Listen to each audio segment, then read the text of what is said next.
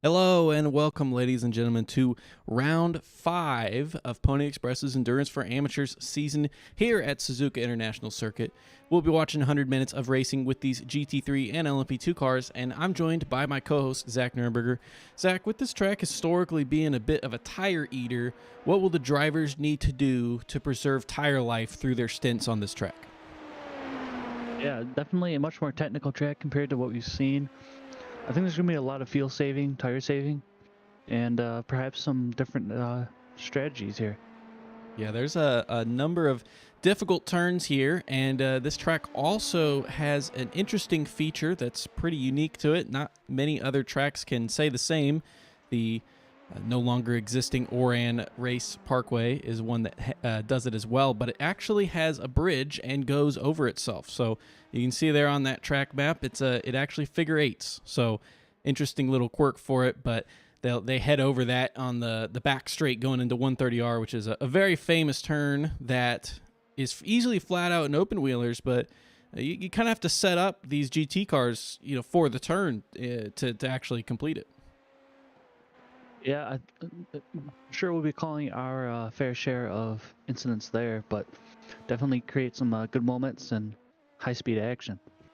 Yeah, the turn that we just saw in the background there, Terry go through, was Spoon, and that's also going to be a turn of contention on this track because there's a lot of different ways you can take it. You can double apex, triple apex, you can take a single, and then the track limits there are pretty brutal. So racking up the safety points is again not going to be a shocking result in this race. Probably not so much as we saw last week at Silverstone, but it's still going to be a pretty big problem. Yeah, I definitely would say I specialize in the no apex on that corner. Definitely really tricky. Good passing opportunities if you can get up the inside, but like you're saying, really hard in that track limits, and of course 20x for the drive-through and 5 after that. So gonna have to watch your tires they're going through and getting a good run into 130R. And then yet another feature of this circuit here, the section that Terry's going through right now, Snake, that is not going to be a section that the LMP2s want to come up on GT3 traffic. That is for sure. Yeah, really tricky. You do have that extra downforce to try and carry you perhaps around the outsides or something like that, but you get caught in the wrong spot. We saw a couple times at Silverstone too, just how tricky it was to make some passes, and this is going to be no exception. So we'll see. It'll be interesting to see how they navigate it, but definitely going to be just one of those spots you kind of have to manage. Yeah, obviously this being a Japanese track, it's of course used for Super GT. Talked about it plenty of times in the past. Now, some people may get, a little, they stick their nose up, I guess, to multi-class racing here, just because a lot of people on iRacing are probably used to the no longer existing 10 hours of Suzuka, which was GT3 cars only. But every single year they run here. It's once, sometimes twice a year in Super GT, and that's multi-class, and that's a big gap in pace between the two cars as well. I mean, GT300s are these GT3 cars we're looking at with some tire shenanigans, and then GT500s are faster than the current hypercars. So it's totally doable, and I think we'll probably see some good action here. Paul Skip, first person to put in a time there for the LMP2s at a 148.1. Terry had a few purple sectors in that lap, but did he maybe not complete that lap? I'm not actually too sure here, but nice and early. Plenty of time to get some lap times on the board, of course. Almost 2-minute lap times, though, so you got to make sure you're not doing too many outlaps. But Travis Bell there, provisional pull as well.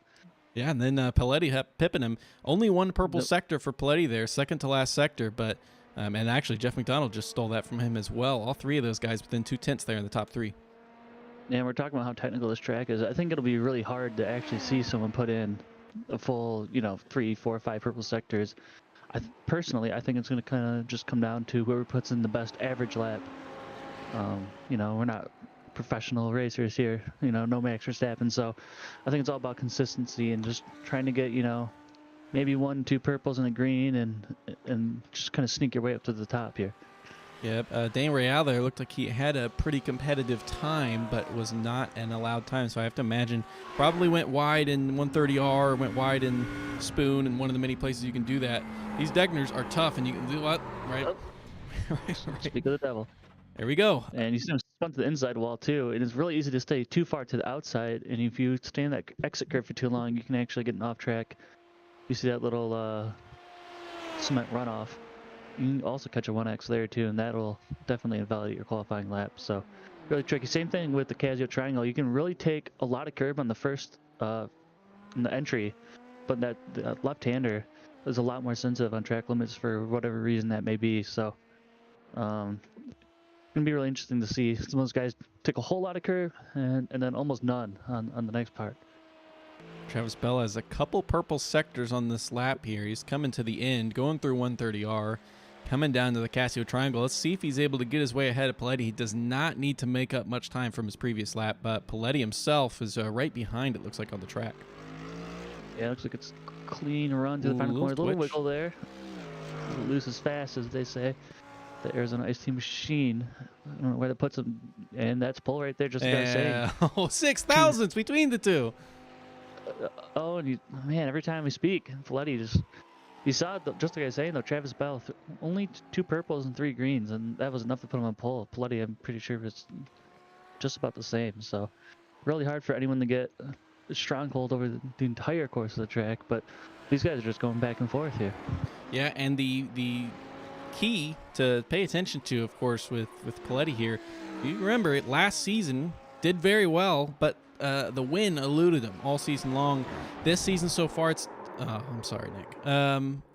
He had a good lap. He's still in provisional pole, but as I was saying, had a wheel malfunction last week and was unfortunately unable to capitalize on a really good qualifying performance that he had. So this is a good chance, despite the fact that he crashed there. Of course, not a real car, so he doesn't have to pay any money. This is a chance for him to kind of have a redemption arc from previous week's race and just hope that the wheel holds together. Yeah, but I will say, though, that crash, although, of course, don't want to do that in qualifying, you will get a fresh set of tires. So, some silver linings in there. Maybe Travis Bell, see if he comes into the pits or something, but we'll see if Paletti takes advantage of those fresh boots. Yeah, it's just like it was in practice, a pretty large field spread.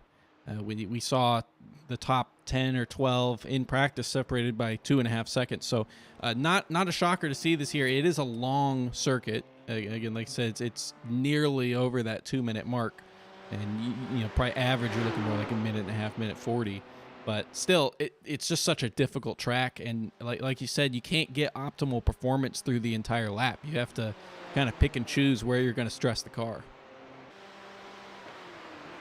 Yeah, luckily, I think you need most of the grip, I'd say, in that first sector. So if it was me, I'd probably be pushing early if possible. But these guys obviously run more practice than I am. So we'll see if there's some strategy involved in that. Don McCloy's first lap puts him there in 4th, just behind Engineering. Yeah, only by a couple hundredths there. He'll get another shot at it. Terry Calgary with the really good lap there to put him on pole by just under half a second on Paul Skip. Yeah, it's a pretty strong lead that he's got there. Certainly a lot closer in that GT3 field with the 6,000ths between Paletti and Bell. This section that McCloy's going through right now, you touched upon it before, but it's probably going to be a pretty good opportunity to do some fuel saving because it's so, grip related that you can kind of try to just coast your way through there, maybe even save on your tires a little bit, but especially would give you the opportunity to save on fuel. It's really tough to pass here, and fuel strategy or pit strategy may be the key to getting around some guys you're fighting really close with. Yeah, really easy to overdrive to the S's too. So even just that little bit of fuel saving can kind of just help you save you from yourself a little bit as well. Just trying to push too hard. Chris Newby here to put in his first official time on the board. Let's see where that puts him.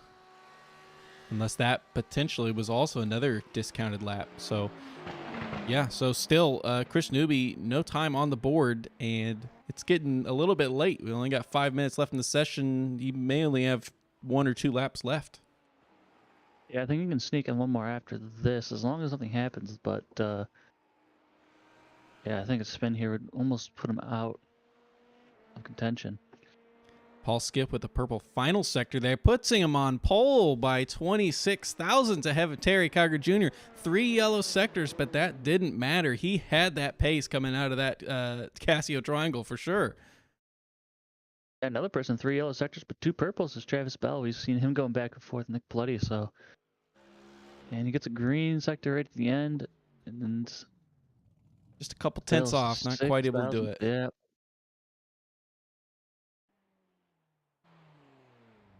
You can tell a lot of people done with their laps here. So as that was Vahil putting it. Jeff McDonald makes his way with this final lap there. I would assume his final lap onto pole position by just over a tenth from Nicholas Paletti and Travis Bell. And we're really seeing the power of the Audi here. That's 4 Audis in the top 7, 3 in the top 4. Maybe everyone's finding a little secret sauce here. Yeah, Real is, I believe, the highest runner that is still on track. I don't know if he has any times left to put in or not, but he is still out here. I don't know if he's just getting some running to get some practice, but highest, well, actually only runner in the Porsche. Trying to see Daniel Real is done with his laps officially, so he will just be, unfortunately, not able to set a time. Yeah, I don't see him here on the standings here. So Daniel Real is going to be have his work cut out for him. That lap finally counting for Christopher Newby there. 1.4 seconds back from Jeff McDonald, but 8th place. And after not being on the board at all, I think that's a probably preferable result. He's out still on track. I don't know if he's getting some running or if he actually has still 1 to go. Obviously, he's done at least 3. Christopher Newby does have 1 more lap, so perhaps just a banker to get something on the board there, so he's not starting completely in the back of the field. I think he's going to be pushing for this one. Yeah, it was all yellow sectors, so he has some more pace in him, at least did before in this session. Definitely going to look for him to make an improvement. He has Garcia and Claybauer ahead of him, definitely within reach.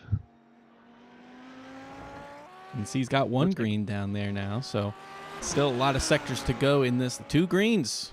He's looking to move up. He's got a few tenths to Claybaugh in front. And yeah, it's 6 tenths or 5 tenths, to Vahil in 6th, but he may be making that up here and qualifying the top 5. Yeah, Foreman a couple seconds off his best lap. Elijah Real not improving.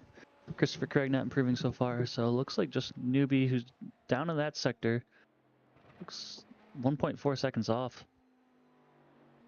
Well, I think that's how much time he was on his previous lap. Yeah. Okay, current best time.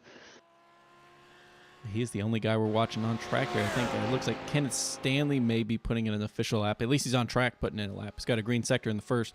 Christopher Newby there sets another green sector for himself. 3 out of the first 5 and just has to finish off this last one. Going almost a little wide there in 130R. Braking hard for the Casio triangle. Let's see if he's able to get it hooked up here. Get the car point straight. Trying to stay up the curb there and keep that lap valid. Playing a little bit safe in that final sector. Crossing the line. Let's see where this puts him. It is an improvement, but it's not enough to get him a position. It got him up a couple tenths, but he was 3 tenths or so off of Aaron Claybaugh, so closer to 7th, but unfortunately still 8th place. Yeah, you can see that run to the Casio triangle is not the run he would have liked. Not aggressive enough on entry, but of course, the lap, if you cut the corner, the lap just doesn't count at all, so gotta do what you gotta do. Kind of Stanley, I believe, here, number 54 machine, coming around to the aforementioned triangle. Yeah, Stanley, one of 3 drivers not on the timing board yet, with Leonardo Elijah, who's also on track. I wonder, maybe caught a corner cut there and just bailed out on it. Well, we will not see a time from Stanley then.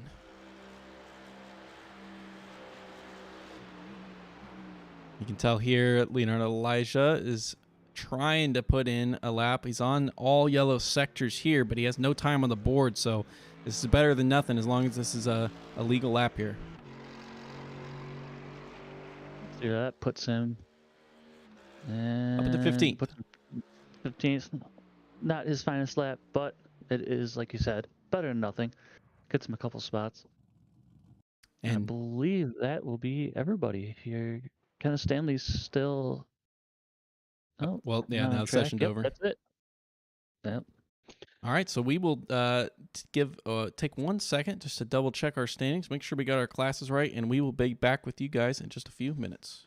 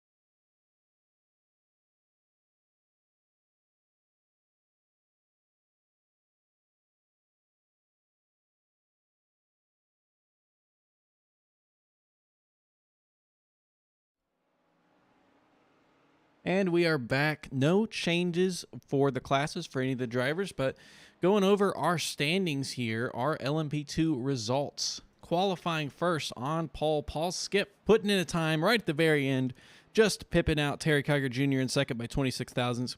Terry, the aforementioned driver there, in second place with Anjaneri in third, Don McCloy in fourth, John Kelly in fifth, and Steve Cubay rounding out the field in sixth. Taking a look at our GTD standings, on pole is Jeff McDonald, who again put his time in towards the end there, followed up by Nicholas Plutty, then Travis Bell, top three. P4 is Paul Boyle, then Daniel Real in fifth. Sixth is Adrian Garcia. Seventh is Aaron Claybot. Eighth, Christopher Newby. Kevin Brickquist in ninth on pole, so to speak, for GTD-B. Then James Foreman and Andy Malinowski in 11th. And 12th is Christopher Craig, followed by Rick Hughes, Daniel Hingley, Leonardo Elijah, Dan Coleman, Jeremy Barber, Kenneth Stanley, and Atticus Middleton, those last two not putting in valid lap times. That and Atticus also has a end of line penalty. Anyway, that's probably why he didn't bother putting in a qualifying time, because he does have to start from the rear of the field after an incident in last week's race at Silverstone. These drivers are going to be warming up just for 20 seconds or so more, and then they will start the gridding procedure. So we will have 100 minutes. It'll probably take a little bit of time before the LMP2s get around to lapping the GT3s, but as usual, we're with the standard fuel amounts. So LMP2 is 100% fuel, and the GT3s are at 50%. And that looks like it's going to conclude the warm-up here, and we will get to 2 of the grid just momentarily.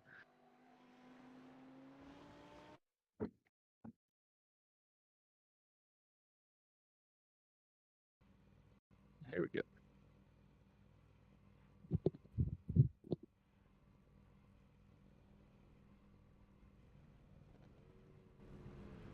Drivers starting to populate the grid there on the back stretch. So very quick run down into the first turn. This is 130R they're looking at there. So they're only 3 turns away from the start line. So they'll have to get in that single file order pretty quick. But I think it's doable, and I hope to see some good racing. I believe turn 1 is the no passing zone, and after that, free to go. To turn 1, a little bit of a double apex, though.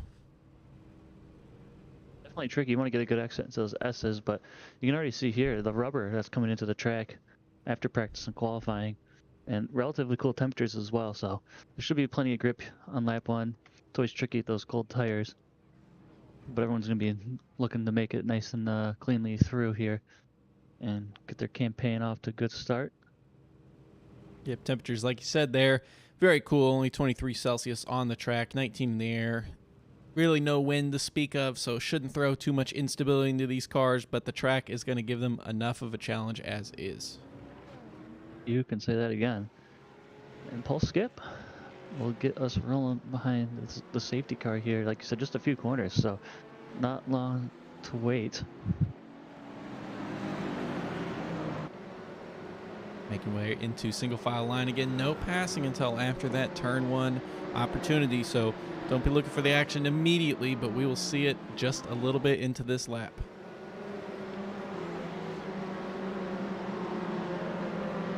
Paul Skip making his way to the corner. Classes have split. Paul is waiting for the green flag to go. Everyone will be going on the green. Oh, that's newbie in the pits, by the way. Paul Skip there on the go. Racing has started.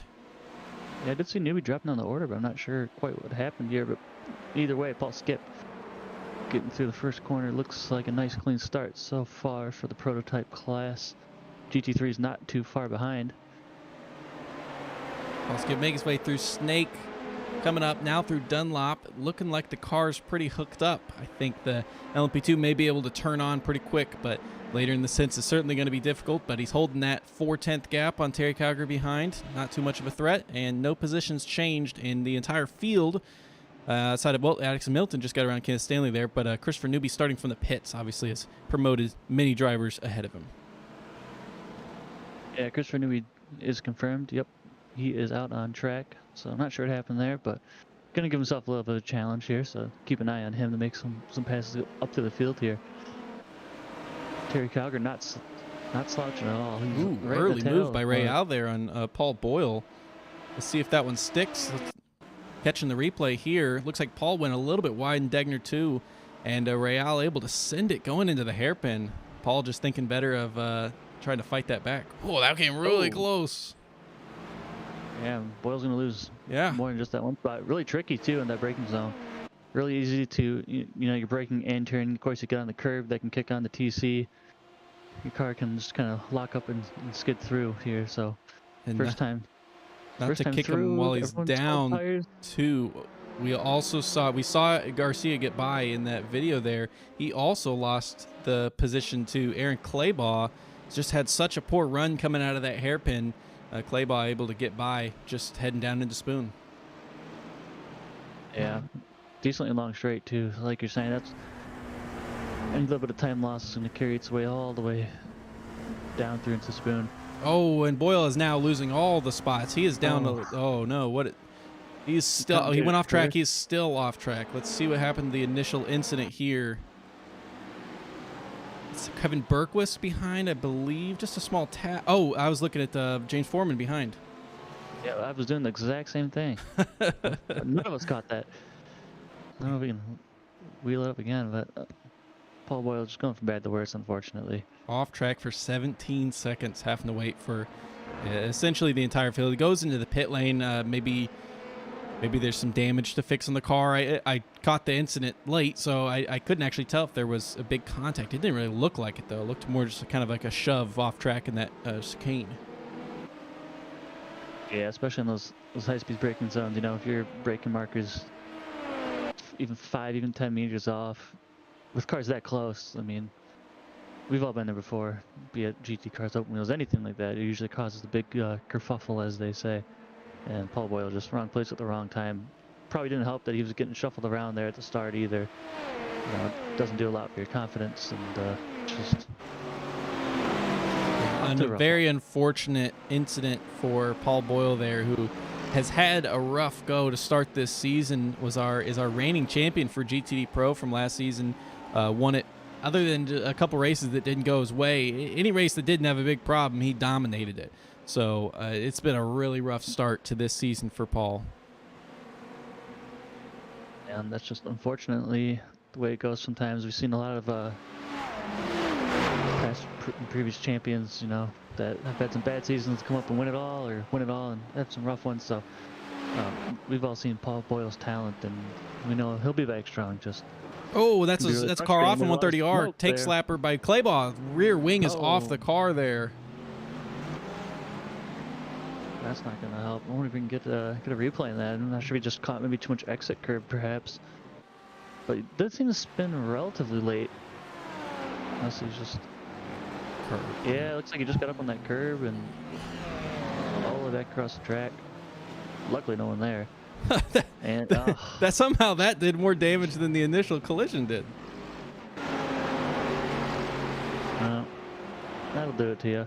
Does have a fast repair though. Unfortunately, I think with the field strategy and this being so early, I don't think he'll actually he'll end up having to make another stop after getting back to the pits. So. For his teammates, putting a lot of stress now on Paletti here. Both his teammates out of the race early, of course, still in there running, but way off schedule. Paletti here is only 2 seconds back from Jeff McDonald, although I guess 2 seconds is a pretty healthy little gap to have this early in the race. Yeah, but we were talking about tire saving, potential fuel saving too. So obviously Jeff McDonald up to a good start, but I think could be really a long-term play here for Paletti to just kind of sit back and judge what he has to do in terms of tire saving and all that. You got this is Chris Newby getting around, making up another position after starting from the pits around the outside of the Degner one. Nice, respectful racing going on there, but that is a difficult move to make. Yeah, you really got to have a lot of trust in the guys around you. Of course, that's definitely a big plus side of league racing is, you get to race each other every week and can have some good battles like that. But yeah, really good move around the outside, not something you typically see, but good to see he had the confidence to go for it, and it worked out for him. Travis Bell here, right in the back of Nicholas Paletti. Speaking on the back, that was Neri off right when we switched over. You can see him rejoining the track there. Off track for 7 seconds. Let's see what happened there. Don McCloy was right behind him coming through this section, just a little wide. Looks like he just got a little oversteer. Oh. Looks like he just got a little oversteer in the power and caught the curb, and it just kind of hopped him across. But that actually, Steve Cabay was right behind him. And while we're looking at that replay, he seemed to actually get around Engineer, of course. Oh, this also happened during that replay. You wonder why McCloy is right behind Skip. Skip went wide coming up on some traffic there, and Terry Geiger Jr. made his way through. That's in Dunlop there where we just saw Engineer crash. Yeah, I can see Skip really wanted to try and rejoin and seal it off, but unfortunately nothing he could do. Promotes Terry Geiger to the lead, but obviously Paul Skip with pole setter's pace, only 2.6 seconds off, and he's got another hour and a half to go, so plenty of time to chase him down, but once again, not a great start. Yeah, less than 3 seconds back, so yeah, like I said, could absolutely be worse. Engineering there is staying very close to Steve Cabay, so his damage must not be too bad, although he's not continuing to fall away, it looks like. See what the car looks like. Looks all right to me, at least from this view here. Yeah, he did catch the, relatively speaking, soft stuff. No wall, of course, is very soft when he hit it as hard as he did, but that Leonardo Elijah make a move on Daniel Hinckley there? Is Hingley, I believe, trying to make the move around Elijah. He's been behind, swung out to try to make that move, couldn't quite make it stick coming into Spoon as another car goes off there on the inside. Very interesting. Oh, purple car of Kevin Berquist, our B leader before that. Now he's down to 5th in class. Yeah, it's really usually when you see tire marks off on the inside, it's just because they, just spin off and kind of fly across the track. You kind of dirt tracked it to the middle there. Very interesting. He's got some damage to the right side of that car, but good save there. Yeah, so that was going to be a whole spin, but great job to save that, although a little bit of a leery rejoin there. Yeah, I think he was just probably loose and just trying to get it back to the outside and let them cut underneath him there. Just probably the brakes working a little bit better than he thought, but good awareness by everybody to keep out of that mess. All things considered, it could have been a lot worse. Ooh, I got some close battles coming down here. Leonor Elijah on the outside. Rick Hughes on the inside. Rick Hughes having to back out of that. Kirk was just looking to set up a move here while these guys are battling. But like we were saying, this is really, really tricky spot to make a pass, although if you go side by side. He's sneaking up the middle, and yeah, you can see that damage on the right-hand side of his car, just like you were saying. Doesn't look to be too bad. His rear wing's intact, so that'll help for the stability at least. Splitter looks good. Just maybe not good for the sponsors. Yeah, I don't know where that damage initially came from, so unfortunately, not something we'll probably be able to figure out. But hopefully, it's not affecting the car too much. It does look like he's still able to hang with this crowd here.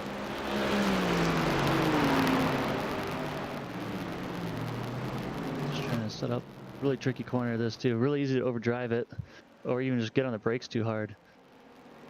You think the camber would help, but it just gets it really, really slick. And then just up the track here, coming down the back stretch, Nicholas Paletti under attack from Travis Bell. However, he has caught up quite a lot to Jeff McDonald. Whoa, and they lose it just the same way we saw Claybaugh in that Audi lose it on the curb. That was a Code Brown moment if Travis Bell's ever seen one. Let's see. Yeah, exactly the same. Luckily this time doesn't really bounce back across the track, although going there. Everyone seems to love to back into those walls there. This didn't come off, but that is 3 Doge Squad drivers of 3 in the pit lane less than 15 minutes into this race. That is very unfortunate. Whole team. Only 6 laps in too. It's like almost like a NASCAR race, like Talladega, where your teammates are slowly just disappearing. But the only silver lining is with the timing of Paletti's here. I mean, if you imagine like a 30-minute stint, given that we're like the half fuel, Paletti may be able to stretch it to this being like that short stop that was probably planned for the end of the race. So he potentially, it's something we're not going to know until like the last couple laps, but potentially is not off strategy, but obviously loses a ton of time just with that incident alone. Yeah, but we did the same catching to Jeff McDonald though, so you never know.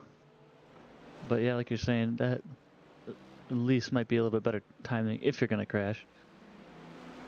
Paul Skip has to be shaking his head up there because he has not lost any time to Terry. Shows he's right on the same pace, but having lost that position through that mistake right there, actually, back there in Dunlop. And it's going to be difficult to get that back because he's got to make that gap come a lot further down and then actually send the move. So he had a pretty easy run being in first, and it's made it a lot harder himself. Yeah, his last lap, he was about 4/10 quicker than Terry Cowger. He does have the fastest lap of the race for the LMP2 class as well, so you can see the gaps. Terry Cowger, 4 seconds, of course, I think, when the incident occurred. But Skip edging him out ever so slightly, but he's going to have to chip away a little bit faster at that. But early in the race still, and of course plenty of time to make up in the pits. We all know the power of a good pit entry. Oh, that was Elijah going very slowly there. See, coming into the chicane here, this is Elijah and Hughes. Elijah on the outside. Hughes not making a pass. Just goes deep. Love tap. Yeah, and I think that's one of those you just kind of have to know you messed up and just send it straight across like the time cut. Unfortunately, they tried to rejoin. I don't think there's really any damage though, but I think he probably would have probably just been faster just taking the slow down there. But Kevin Berquist into the pits there. He had just on that previous lap, he had gone off track. He'd lost positions to both Kenneth Stanley and Chris Newby. Let's see if we can catch and see if there's any damage in this incident here. Oh, almost styled it out. He touched the wall. Reasonably respectful save. You know, maybe just that was at least a second incident that we saw, plus damage that we didn't actually see where that came from. So That's James Foreman off to the side of the track there. I hate catching just crashes, but this is James Foreman here. Looked like that was Degner 2, so he's coming through Degner 1. Now coming through Degner 2. There's damage to the rear left of that car already. I think he's just stopping. Yep.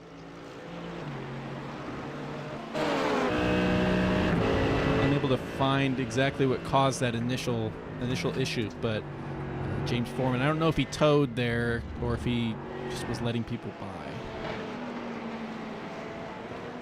Oh, Paul skipped right in the bumper, Terry Calgary. I wonder if Terry just caught some, some unfortunately timed traffic when we weren't looking. You see there, 4/10, 3/10. Closing too as well down the straight. I don't know if Paul Skip's turning up the wick a little bit, or I mean, obviously we know he's the speed. I think Terry probably just got unlucky too, and he's gonna catch some more traffic here in the Casio Triangle. Though I think they have just enough of the gap to the GT3 in front, but Paul Skip's gonna have the benefit of the slipstream now. Yeah, it's not a very long. It's an extremely short run for a main stretch. You know, down the pit straight when you compare it to especially the length of the track as well. But yeah, Paul Skip there, almost 2 seconds faster on that lap. He dealt with traffic. Seemed to deal with traffic last week at Silverstone better than Terry in general. Ooh, looked like a little bit of a suboptimal line there. Maybe a little bit air wash from Terry's car in front.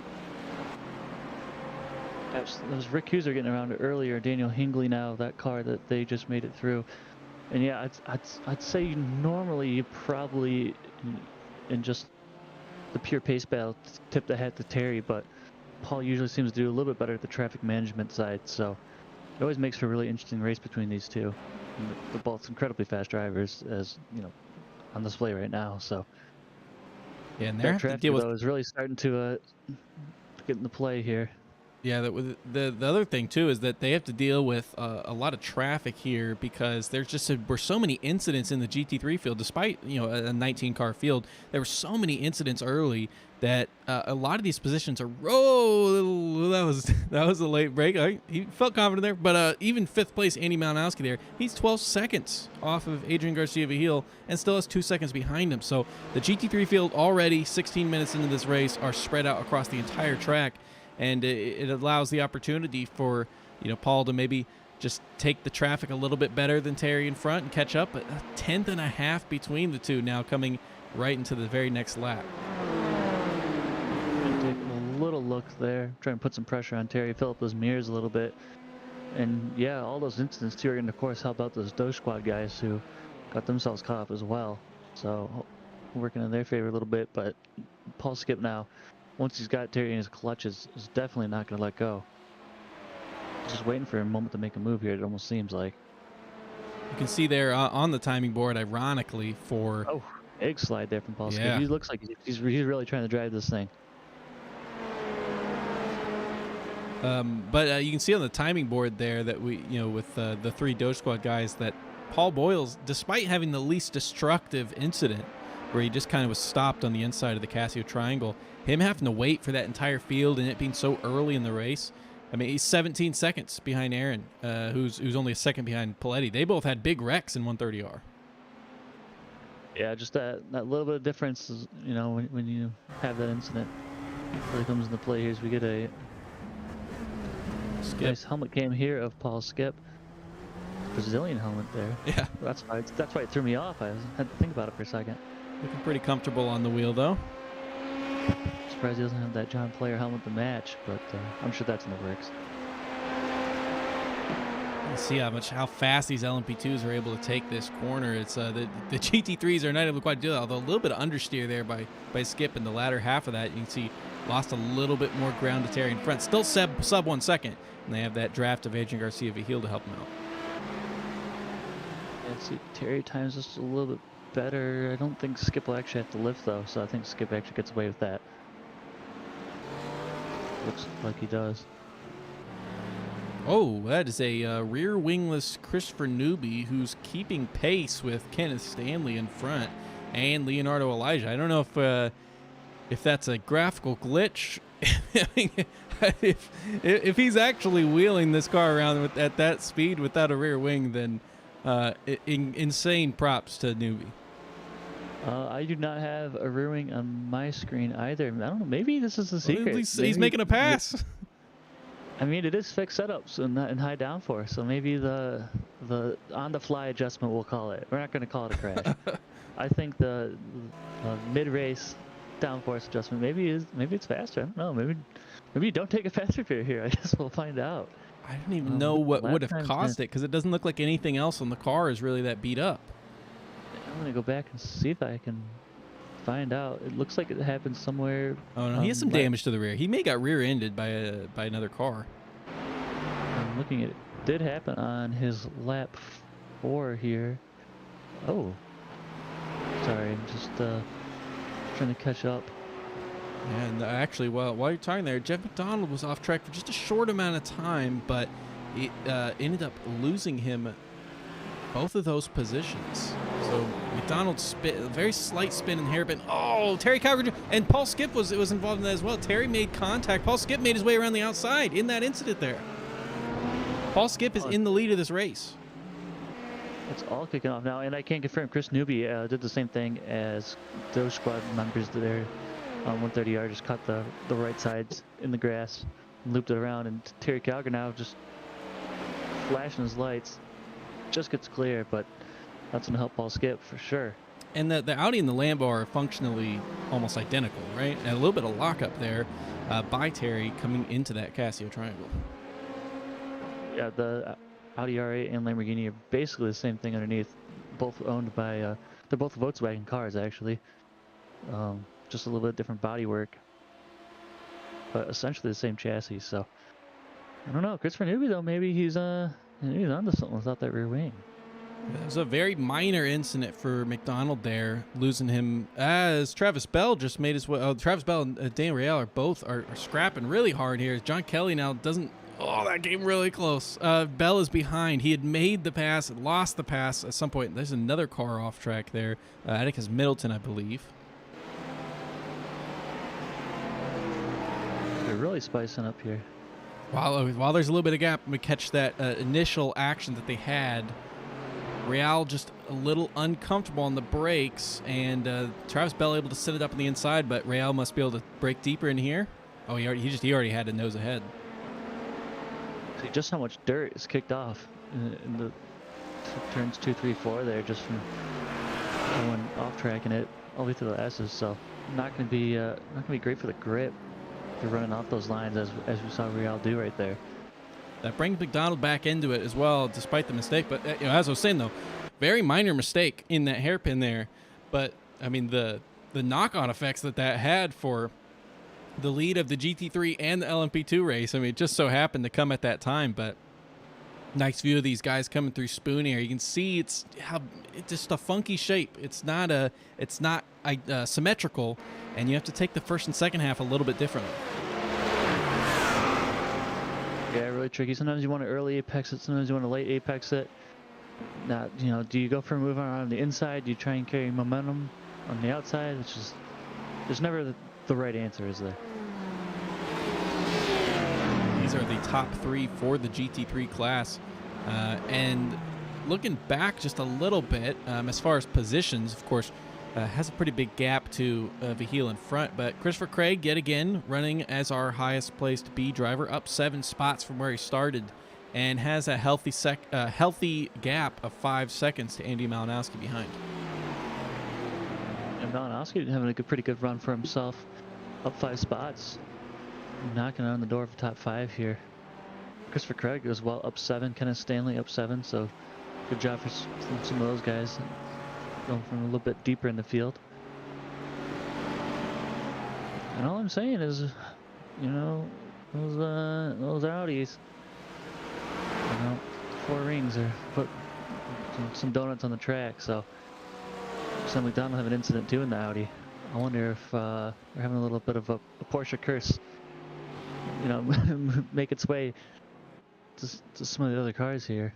Well, the irony of saying that, of course, is that our Porsche here, Dan Real, is leading the race and has had no major incidents so far either. He actually beat me to it.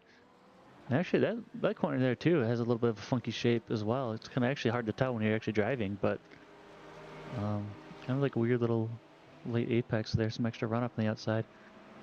Yeah, it's a little bit tighter on the entry than it is on the exit, but plenty of incidents there. We've already seen it so far. I imagine we will continue to see so, especially if the tire wear is as we probably expected coming in. We're at 23 minutes in, so it's not too far away from the GT3s coming in for that first pit stop. But we saw already just last lap Terry Kiger Jr. Locking up on the brakes in DeCasio, and we've actually seen a surprising lack, despite the no ABS. Haven't seen a lot of big lockups from the guys. Well, of course, last season, if you remember at Spa, certainly saw one from Patrick Ripley on Terry coming into the bus stop. But so far this season, I feel like we haven't seen that many, and that was a big incident there. Yeah, and actually looking further back in the pack, it looks like Clutty and Claybaugh are in a pretty good battle there. Dan Coleman as well, who's trying to fend those guys off in the Ferrari powered machine. One of only a few Ferraris actually out there tonight. Those guys are looking to make their way back up. As you see that gap slowly decreasing here, and it's kind of stagnating, I think, as they're catching traffic, or catching each other rather. Yeah, they still have every opportunity to still really improve their race position, again, especially Paletti if he is on strategy. We know Claybaugh isn't, despite being very close to his teammate there. We know that when he crashed, that he is out of the primary strategy. He will have to make another stop, although, of course, a very short one. And for those who are it's Paul Boyle back in the pits. This point system as well. Remember that the A and B classes, all the points are combined, so all these positions matter for every single driver out here. So, yep, as you're saying, there's Coleman into the pits. Who's this, Paul Boyle? Oof. Oh. That's race over. Yeah, I don't know. Paul Boyle, it's about, what, 3 or 4 in the morning here? 3 in the morning, I don't know. Nice and early is what I'm getting at. I would not be surprised after a couple incidents if that's his night over. He has been in the pits here for about a minute and a half, so. I also have James Foreman out of this race. Did we catch exactly what? Oh yeah, he pulled off on this. I don't think I ever saw. We never was able to. We're able to see the exact incident that caused that, but had some sort of terminal damage and has retired from this race. Fortunate ending for James Foreman, who's had a really strong run so far this season. And I mean, of course, there's drop weeks, and this will definitely be one of those. But James Foreman has had a really strong contender in a GTDA, excuse me. So yeah, really strong is a bit of an understatement. He was our points leader coming into this race. He had just a 4-second advantage on Chris Newby behind, who has done really well. He's only technically down 1 spot. He started from the pits, so he's made his way up quite a lot, as we can see a lot of people coming into the pits now on strategy. McDonald, Bell, Real, Garcia, Craig, Malinowski, Hingley, probably looking at the entire field coming in. But yeah, Foreman came in, only 4 points ahead of Newby. He's obviously going to lose that advantage here. And Newby was only 4 points ahead of Doty, who was not at this race. Paul Boyle was in 5th, just 2 points behind that. Well, I mean, he's out. He's already out. And then Paletti and Claybaugh were tied, 1 point behind him. They've both had big incidents. Jeff McDonald was 9 points behind Claybaugh. He's the one in the best position. He's in 2nd place there, ahead of Dan Real. How did that happen? Yeah, it's gonna be big points for a lot of these guys if they can hang in there. Of course, McDonald got around in the pits. It does have a pretty pretty long entry, and you know, there is that little turn on entry, so you gotta have guts to really take them there as fast as possible. So. Well, no, the pit Real himself was in the stop for 2 seconds longer than those two guys in front. That's why he's no longer in first place. He lost both positions in just sitting in his pit box. Yeah, I wonder if Real maybe just lead-footed there, burning fuel. Maybe it's could be a Porsche thing perhaps too as well. You never know. All three different manufacturers, and the first two is really similar pit stop times. So yeah, interesting to see if maybe just burn some more fuel, or the Porsche is just a little thirsty. Yeah, McDonald, remember he'd said when we were able to talk to him, which again, forgot to just mention how great it is to see him racing here. We weren't 100%. Oh, and that's Bell going a little bit wide. McDonald may be able to take the lead here. Coming down the straight, he's going to have way more pace. He should be ahead coming into 130R here. Yeah, I thought Travis Bell was maybe going to try and pull to the inside to cover that move off. I mean, obviously at a disadvantage, but just force him to triangle around the outside. But not going to really fight for it. I think he kind of knew he had him beat. He's just going to tuck back in, and of course that helps Real. We were mentioning, but puts Chuck McDonald back to the driver's seat. Yes, great to see him back in the car. Weren't 100% sure he was going to be able to race again after just a back procedure, but luckily he is here racing.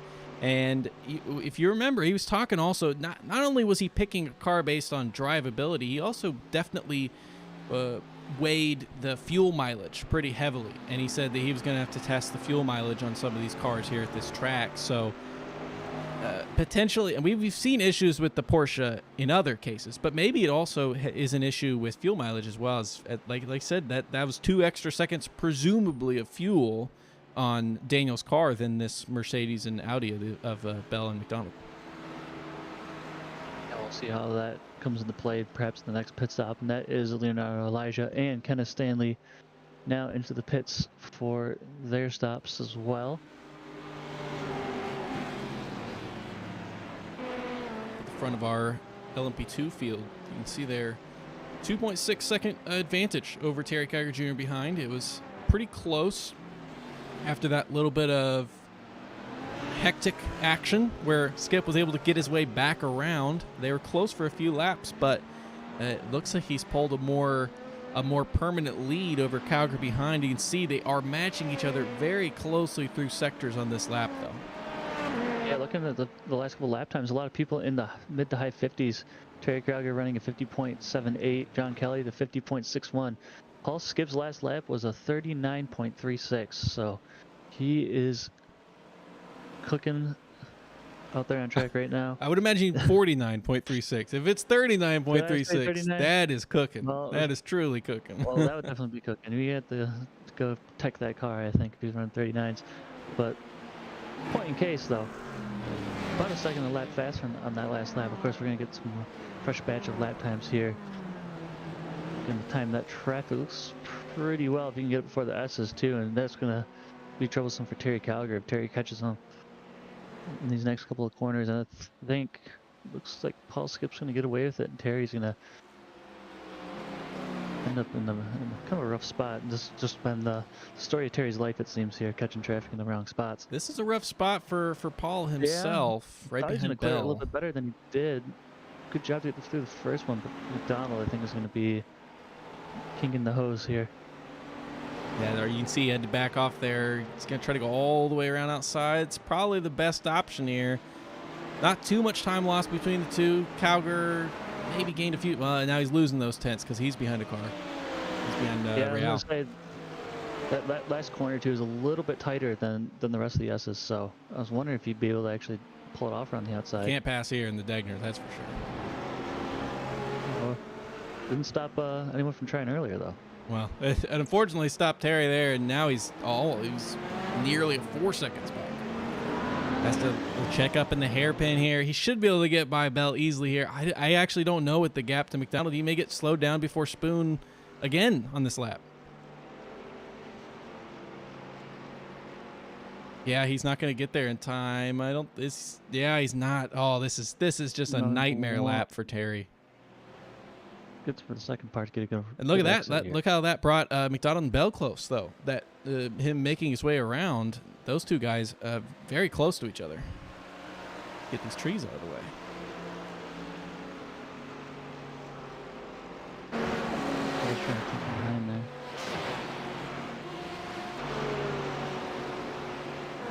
Not enough to make a move, but Bell very close there. Rails dropped off a little bit back there, but close enough to certainly take advantage of anything that were to happen here. Oh, and I have an update for you. James Foreman with a technical issue, actually. This is what took him out. Interesting. That was yeah. There was certainly damage to the car, but that must have caused, or real life technical issues must have caused some sort of incident that didn't pop up on my tracker, and then pulling off to call it quits. So for the points leader coming into the race, that's tough. Yeah, and he did say it was his wheel, and so that of course could affect future races. So hopefully he can get his wheel either fixed or a new one up and going. But that's of course something that could take him out from more than one race if he doesn't get that fixed. So best wishes to James. Never like to see that kind of stuff. Speaking of wheel issues, Nicholas Paletti had wheel issues last week. Obviously had that big incident earlier, but if he's on strategy, he's a net P5. If he's not, then maybe we're looking more like a P10 or something, which is not bad. But net P5 after that incident would be wild. I mean, it just goes to show how deadly this track has been for so many of these drivers. Man, really clobbered that curb there. You saw him get air. He's giving it all he's got there, and his teammate right behind him as well. Been sticking together pretty good. I'm almost surprised he's not letting Claybaugh by to just get a little bit of maybe fuel saving, because he's not on the same strategy as Claybaugh, theoretically. Yeah, Claybaugh should be in here almost a minute. I think, maybe saying Claybaugh just trying to save a little bit to see if he can make up anything. He is 3 laps off the stretch compared to Paletti, and who is that? It's Daniel Real. Real losing a spot to Vahil there. A lot of smoke. Looks like he was able to get back going again with no damage, but that was in 130R. That could have been catastrophic. Let's see what happened there. Oh, wow. Yeah, that could have been a lot worse. He's lucky it happened that early. Yeah, weird to see him lose an entry like that, but yeah, like you're saying, it's one of those two you're kind of just turning in, you can't really see him, and he's broadsided across the track. So only lost that one position from that, and still has that 13-second gap to the aforementioned Nicholas Paletti. So comfortably still in that spot, but would have liked to probably be on the podium still. He was in first, lost that first place just through the pits, and then that very minor incident there, which it could be Porsche related. Aaron Claybaugh there already having to come in for that second pit just 35 minutes in. Yeah, an hour and 4 left to go, and like we were saying, about 30 minutes. It's gonna be tough. If you can feel saving in an extra lap, that's 2 minutes per extra lap, so that takes you to exactly an hour 4. But of course, the white. you gotta take the white flag. You heard that right there. I think that was Coleman. Oh. Yes, that was Dan Coleman there, right in the background that we heard. 130R had a snap already.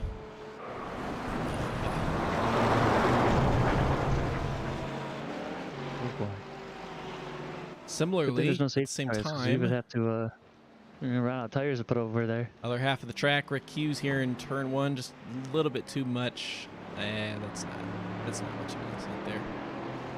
Good job not to fight it too hard though, and try and lose the car trying to steer back in track. Just going with the flow, take the slow down. Is it Terry Calgren in the pits as well? Yes, it is. At least a slightly different strategy from Paul Skip.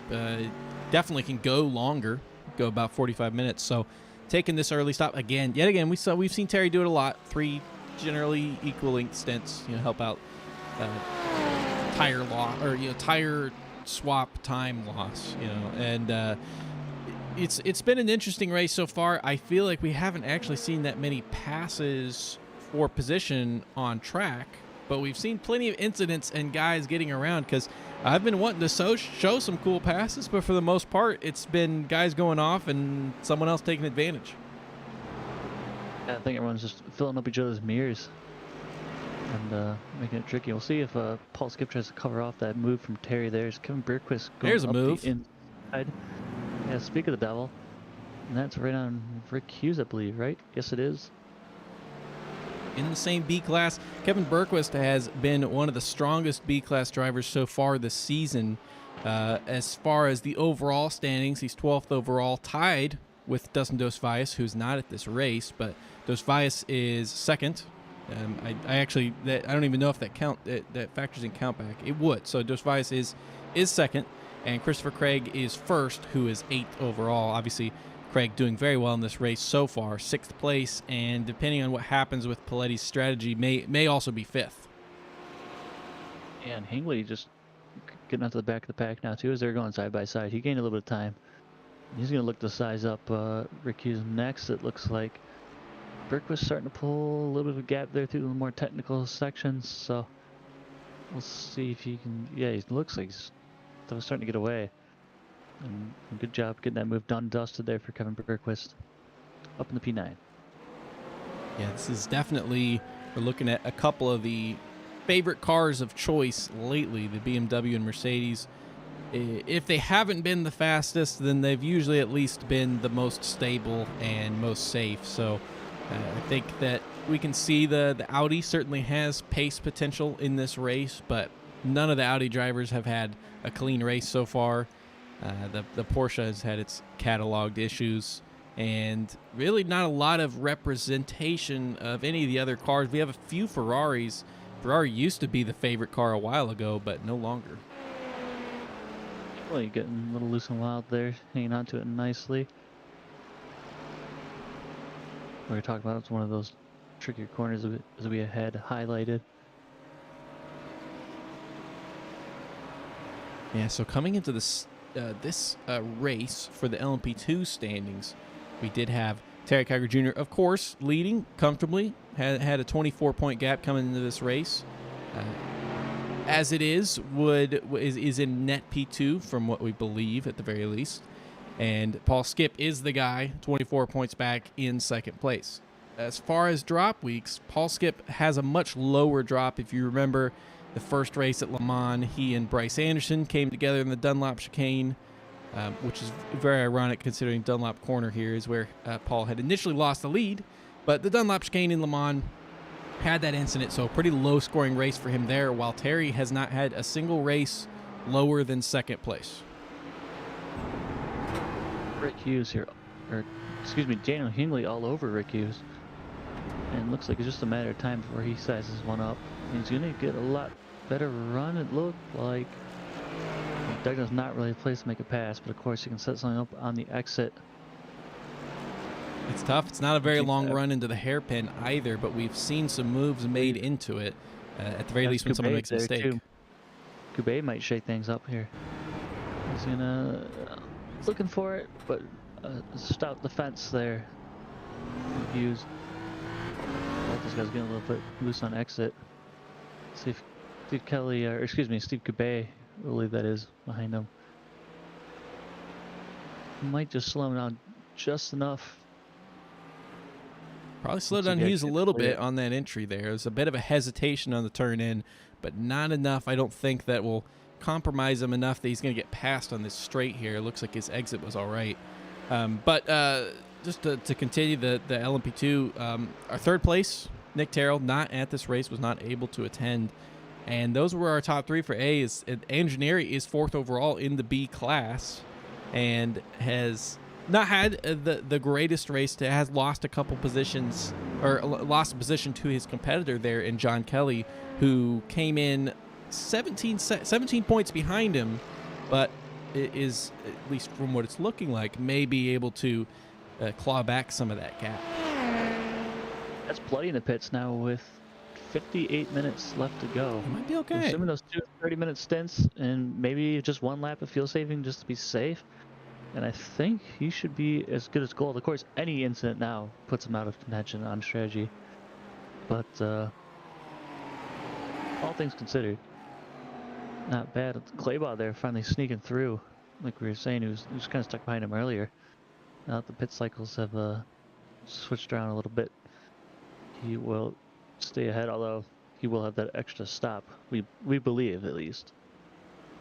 Yeah, it'll be a tough ask for him to try to make that work, but I do think that Paletti has just barely snuck in on there. Of course, he still has to have a clean race, but I think that he may be okay.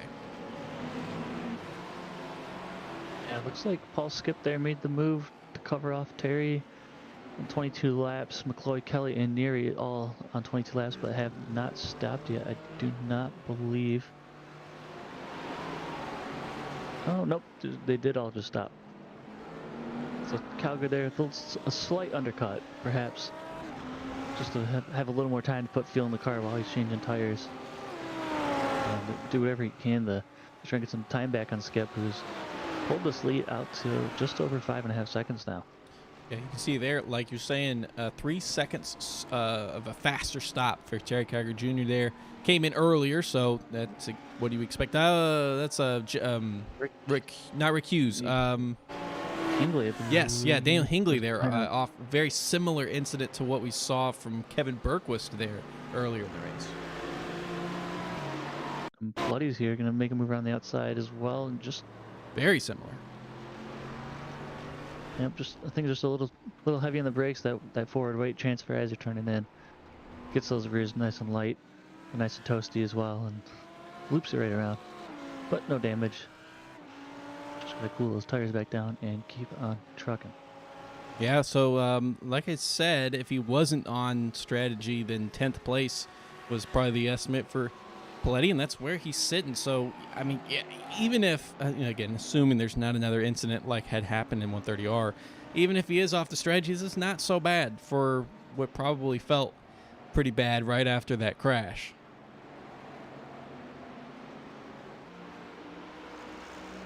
There's Bell now within that 1 second gap to Jeff McDonald. Still knocking door, looking to hopefully try and make a move here. Pretty much both on the exact same strategy too, so that's just going to be a dogfight, I think. And in the midst of all this, Garcia has actually worked his way up to order and up to the top 3 now. Yeah, Bell has very slowly clawed that gap down. It's been very close actually. 1.3 seconds is pretty large between the two as far as how it's been over the last few laps. Barely been over a second, and that was only for a couple laps over the last 6. Yeah, perhaps just a little bit unlucky traffic there, Don McCloy, but of course now it's going to be working back against Jeff McDonald here, going through the S's. And that 1.2 seconds is already 6/10 as McCloy works his way through. Yeah, as John you Kelly said, looks Garcia's the same around the outside. It actually works out pretty good for Travis Bell. pretty well handled there by Kelly. I think that came at a pretty good time for him. Again, he's got Andrew Neri just a second behind him. That's 4 position that he's trying to defend. And unfortunately, much worse timing for Neri as he's going to have to wait through both of these Degners. Maybe get Bell through here, but won't be able to get McDonald. He's obviously, you can already see he's now over a second further back from where we saw him a few turns ago. Yeah, Neri's not really going to be able to work with too much there. Is that newbie, I think, up past Malinowski? Oh. Something happened with Malinowski. That would explain it. Malinowski has had a really good race so far. He was up 5 positions for that. Now up 4. There's some tire tracks there going to the inside of the corner, so I think maybe just looped it a little bit. And obviously got a really low corner exit. So it's a newly winged Christopher Newby as well, as you can see, has that rear wing. So on that pit stop, he must have got that repaired. Someone probably should have told him, leave it off. Yeah, that's what I'm saying. I'm kind of sad we don't get to see it. I don't know. Maybe we can have Malinowski adjust it for him. I shouldn't say that out loud, but it was entertaining to watch. I'll put it that way. It was entertaining. Travis Bell's clawed it back down a little bit. Like I said, a gap was the largest it had been in a while between the two across the line last time, but now back down to just over half a second like it's been for a while. I mean, it's not enough that he's been making moves on McDonald in front, but McDonald knows he's there. That's for certain. Yeah, Travis Bell really gonna make McDonald work. I'm sure it's not what McDonald would really want on his first race. Like a little more comfortable, perhaps, but gonna put it to the test here. Unfortunately, to a double dip here, Andy Malinowski looks like he had another incident later on that lap. Same thing he seemed to do earlier. Just track to the grass again. Once again, no damage, but it really beats some wears on those tires too. Every time you slide them across like that, you're taking an extra tread off, and of course, getting the tires nice and hot. So. Yeah, you do have of course the benefit with the fact that the tires are at the same time as fuel of that not being a question. You change the tires, but the tires degrade a lot faster than they used to, and so it's usually a given that even when you get halfway into a stint, which here halfway through a stint is the full stint, they're already starting to get pretty bad. Yeah, that's definitely not doing them any favors. And I believe this is Leonardo Elijah. They're coming up, who is going to get blue flags and let them by. And they time it pretty well. Leonardo's just getting out of the way, running his own race there. Malinowski, another incident. Unfortunately, things continue to compound for him. Like you said, once you light the tires up once, it just keeps getting worse, and it looks like it's continuing to get worse for him. A driver who was up 5 positions just a couple laps ago, now just up 1 from where he started, and it's looking pretty tenuous on those tires. Yeah, and at least, and there's Terry Calgary actually just sneaking through.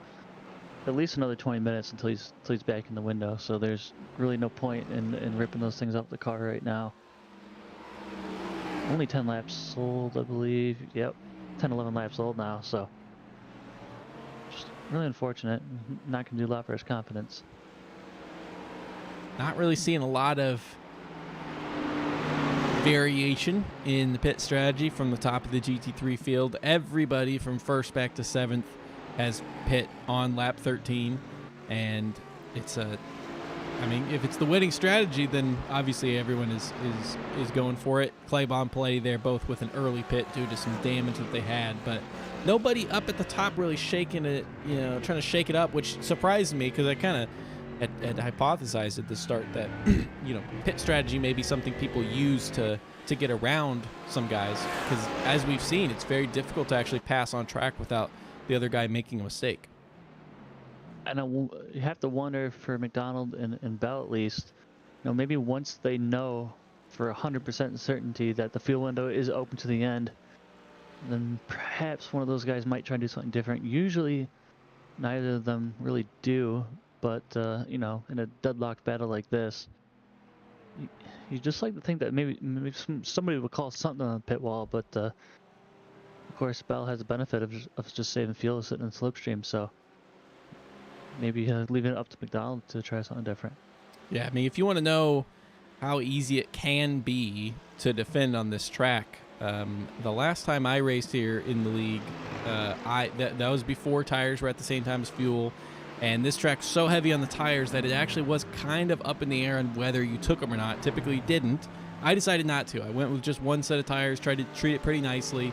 Aaron Claybaugh and one other driver, but I specifically remember Aaron Claybaugh took the pit and was so much faster than me. They were catching up to me right at the end of the race, and I was just able to, even on old tires, my car was so much worse. He's naturally just a faster driver than me. I was able to hold him off all the way until the very, very last lap where I went deep into the Casio chicane. Which, speaking of Aaron, we may have had an incident between him and his teammate here. Oh, no. And you can definitely tell he saw it coming and tried to do the best to get out of his way, and that didn't help him either. Minimal contact, but of course, it's one of those, it's not a lot of room to turn around either, and the Degna's blind corners too. You see Travis Bell. This is Letty's viewpoint here. He must see something in his rear mirror. Aaron says something because he tries to avoid it. He seems just steer away and just... Oh, man. And Oh, not helping each other. And of course, all the traffic coming through, and it's blind as well. Yeah, very scary. And Paletti was wants to not be able that to get guy who, going for 10 seconds, and obviously both may have some damage on the car as well. it was pouring rain through those squad boys. That was potentially a lockup that we just saw in the smoke there from John Kelly, as Andrew Neri's very close to him. It could have been from the GT3 cars in front as well. That is Andy Malinowski and Daniel Hingley. And also, just as we're about halfway through here, catching up on the retirements. Mark Dillon Jr., who did take the field late, he has. Oh, Daniel retired. Hingley off. Oh, it looks like he's going to keep it out of the wall. Mark Dillon Jr. retiring early after joining the race late. James Foreman with the technical issues. Paul Boyle, as we mentioned, is out as well. And Neary's all over for, and he's looks like He's John already Kelly's going to make the move run here. wide. He Yep, just and looks he's so gonna much faster right now.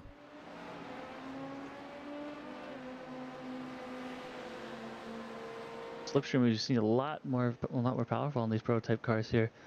See this Don't know pass, who- pass again from Neri's perspective, coming into the hairpin. I don't think he thought he was going to be making a move, but Kelly kind of opens the door for him. Yeah, it leaves him a lot of room on the exit there. I thought you might be able to get him back down here in 130R, but I think he just got a lot better exit through Spoon there than Neary. But he's starting to close the gap a little bit. I just don't think he'll have enough overspeed by the time he gets to the Casio Triangle.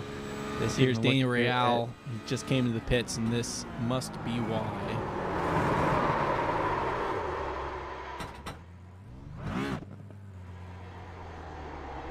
Yeah, it doesn't seem like any of these incidents are car specific either, just because we've seen so many of the same thing from everyone throughout the field here. It's a very difficult track. A lot of places to bite you, that's for sure. And we have seen a lot of people get bit. And Andy Malinowski there coming into the pits, not off strategy. Hopefully trying to ditch those tires because that set was not treating him very well. Yeah, 45 minutes, so he is going to have to stop one more time here. This traffic is not helping Neri. Kelly's close, but coming up to the Degners, looks like Neri will at least be able to hold the position for now. Kelly really hitting those curbs behind. I don't know if that it looked like he was all right, able to keep it going straight. That's very close between the two, though. And just to put it out there, talking about pitch strategy, Atticus Milton on his 8-stopper so far. So sticking it out, trying to get as many points as he can here. Yes, he is in the pits now. Don't know if he's able to come back out or not. I would assume the pits had to do with repairing some damage. So after the two fast repairs may have some waiting to do on a repairs. Christopher Craig there comes into the pits on strategy, but is changing it up from the guys around him. Love to see it. Much better run here from John Kelly as we compared to the previous lap. Still though, just not really able to get that run. A little bit better through 130R, but just again no ABS, so you can't really just go deep on the brakes and smash it. Getting really loose there, it seemed like. And Neary's gonna get a lot better exit. You can just see all the dirt on the track too if you just get offline. It's just so slick out there. You know, we saw that through 130R there that Kelly took a better line. It almost just seems like Neri's car just has more grip, though. The fact that he was able to take the line that he did anyway, it seemed like Kelly had to wash out like he did, which is the fastest way to take it, which as we're speaking, I see Garcia up there not moving. He is red icon on the track, has not moved. This may be race over for a guy who is in third place, but he's still in third. Oh, a lockup by Kelly there, and wow, losing some time. Yeah, Garcia towed. See what happened here. Just off Degner from won. Degna's. And you just got sent for a ride there. Tickets all paid for. And again, the softer of the walls, but That's weird. wall nonetheless. Yeah, was he just? Car's just, it's I wonder almost if like it's he actually. lost drive. I wonder if it's also just clipping through the the terrain or Very something. possible. I mean, he is way off in the corner, a really weird spot. So perhaps just, I mean, just an iRacing glitch. We have seen it a few tracks where you can actually just fall through the floor and just go straight into the pit. So I wonder if he just got caught in something weird.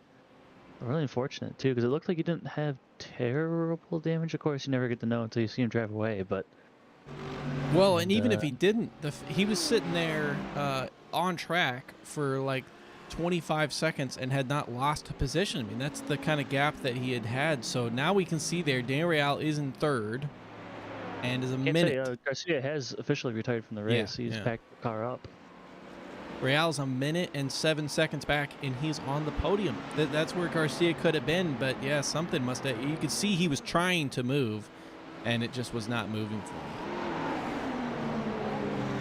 Really unfortunate. He ended his race too, and we got a pullback of cars here. Yeah, this is this Jeff is a mess. McDonald. All different laps, different car. You know, the LMP2 of Don McCloy there in the mix as well. Jeff McDonald had a pretty rough run through there, and actually almost got brake checked by, or almost brake checked Travis Bell rather, who just had nowhere to go, ran out of real estate. And I believe that was that John Kelly that was coming through the pack? You were saying? Don McCloy. Oh, McCloy, excuse me. Yeah, he was really mixing it up, as you know, as if it wasn't busy enough already. So most of the guys. Okay, so Dan Real is only 25 seconds back from Travis Bell. So not a minute, but still a huge gap to these two that were in our shot just a couple seconds ago, and it massive field spread. A lot of the guys now have come in for their next stop, and we're just about to hit the 1 hour mark. There could be a massive points haul for Christopher Craig too in GTDB P4 overall. That's going to pay dividends here come towards the end of the season.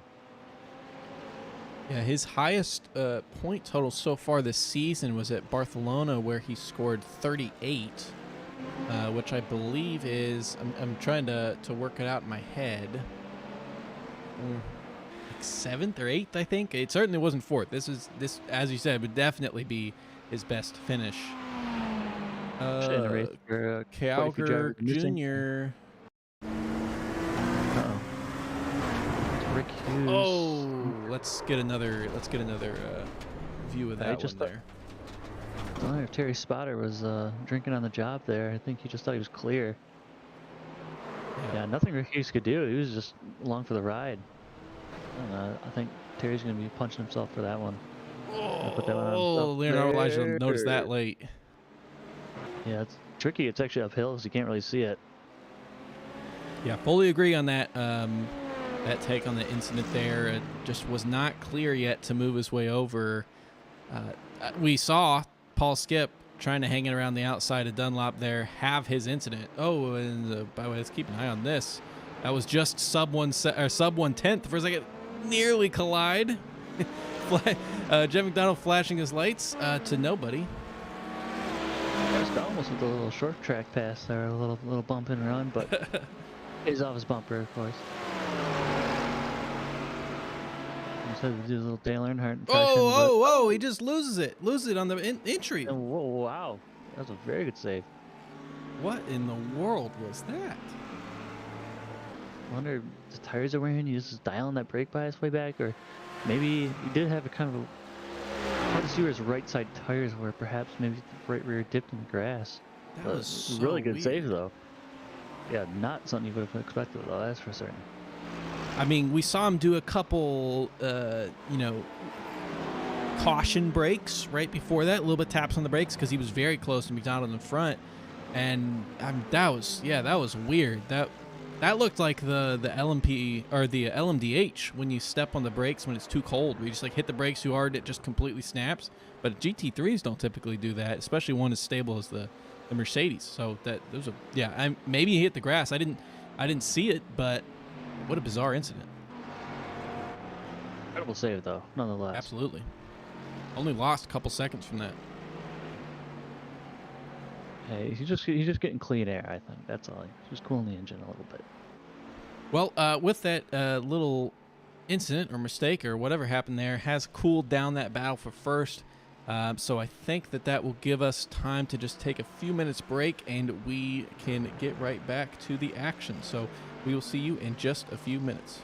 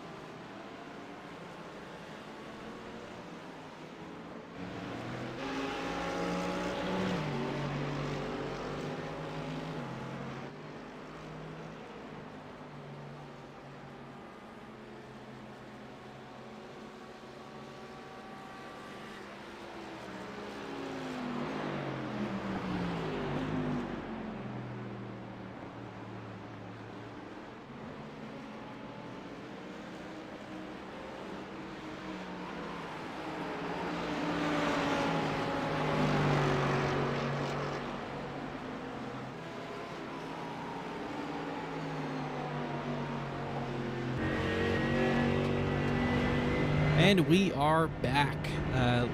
Nothing has happened with this battle for the lead between these two, Bell and McDonald.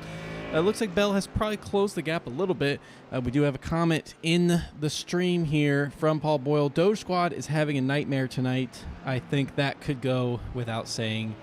It unfortunately has been a bit of a nightmare. Paul Boyle having 2 incidents and having to retire the car. And then as we saw, Claybaugh and Paletti unfortunately having an incident with each other and taking each other out. Yeah, rule number 1, try not to crash. Rule number 2, definitely try not to crash into your teammate. Unfortunately, broke both of those rules. And, you know, the good old saying, when it rains, it pours, definitely applies to this one. But just give some time to practice, get going for the next one. Just gotta move forwards. Yeah, and we have a pretty interesting track next week as well. As just to hit on what you said there is next week we're going to Donington. So one of the more niche, well, certainly the most niche track of the season, and one that not a lot of people are going to have experience in, except for the few guys who did do our practice race before the season started. And that'll probably be some pretty valuable experience for them. Yeah, we're definitely going to see who puts their time in for some practice. Of course, UK track too, so maybe Paul Boyle's got a little something up his sleeve as well. You never know. You know, actually, Paul Boyle out. To expound upon that, our next 3 tracks are all ones that are not, at the very least, there's not like a big official forum. You know, Spa, Suzuka, no longer, unfortunately. Daytona, Le Mans, like those are ones that people do all the time, do really long events at. But our next 3, Donington, Circuit of the Americas, and the Indy Road Course, are all going to be ones that I think these guys are going to have to put in some extra practice time on, as they may not be as familiar as they are as like here at Suzuka or our first 2 races, especially with Le Mans and Daytona. Yeah, Coda probably the most popular of those 3, but of course, Coda's one of those tracks you kind of race in anything with 4 wheels, so just because you race it doesn't mean it's in the GT3 car. You see John Kelly here, right behind Andrew Neary, clearing traffic just in time. So Just can't ever seem to get the run he needs, though. Aaron Claybaugh there coming into the pits. So yeah, again, 33 minutes plus whatever extra for the white lap is looking like he's going to be pitting on the final lap, unfortunately. Yeah, I think when he came in, it was an hour and 2 minutes, roughly. Not on pace. Yeah, so he's only did 30 minutes. He has 32 to go, plus perhaps an extra lap. So Kelly is definitely put it in solar power mode here and really feel safe. Little close for Neri there. Got a little squirrely on the rear. Kelly just looks like he's had more pace over these last few laps. Neri sailed by him a few minutes ago, but it has now come back and swung towards the way of Kelly as far as momentum goes.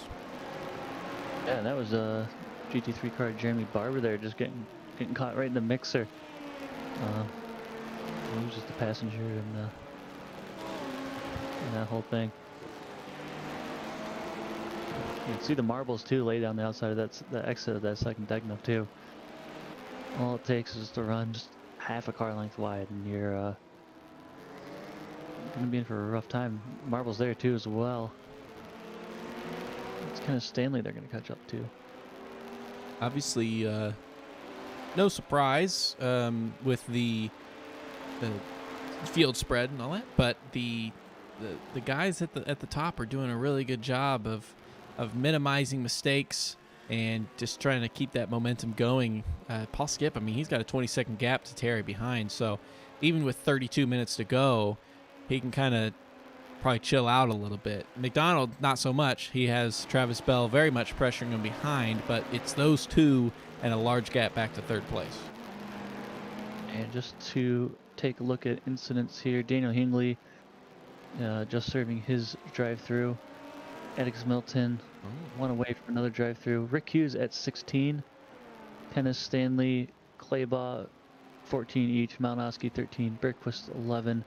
Everyone else, 10 or under. So not terrible with the off-tracks, but a few of those guys,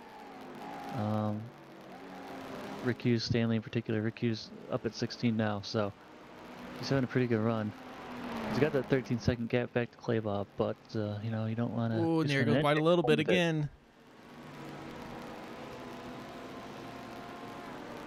Neri just looks a little uncomfortable in that car right now. But yeah, like you said, Rick Hughes, big deal, because other than Christopher Craig, who is always our big gainer on the races, always has the most positions gained. Other than Craig, Rick Hughes has made the most spots up in this race so far. He's up 5, and Kenneth Stanley, the other one, like, what a save by Neri, but he may not be able to keep this position here. He is at a disadvantage coming into here on the inside. Oh, and there's a GT3. Oh, Kelly.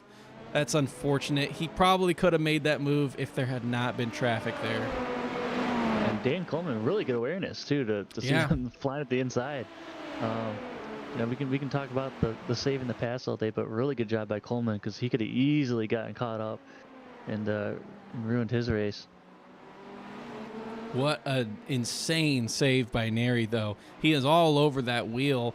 It's looking really rough for him out there right now as far as grip in the rear tires, but still extremely deft save to not just end his race there in that second Degner. Just had a pass in the grass part 2. Both these guys, they're going to be pushing each other through the corners here. By Neri. I think a little bit better of a run there through Kelly. See if he can send it up the inside. He's going to try and break late.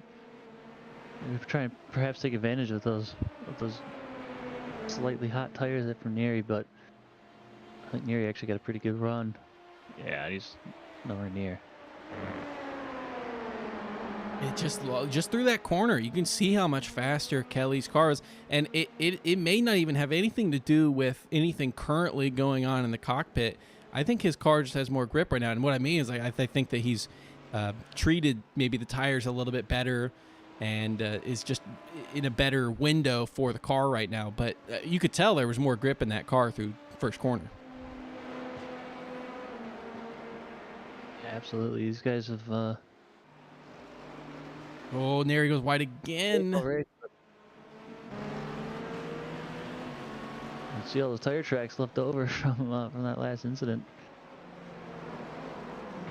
I mean, Neri's barely keeping it on the track here, and still very successfully defending his position from Kelly behind. I mean, if Kelly's able to get a sniff and get a nose in front on any of these corners without traffic impeding it, he may be able to run away with it. But as it stands, just getting around is going to be a very difficult ask. He's slightly wide himself. And again, coming in the traffic at a really bad time for Neri.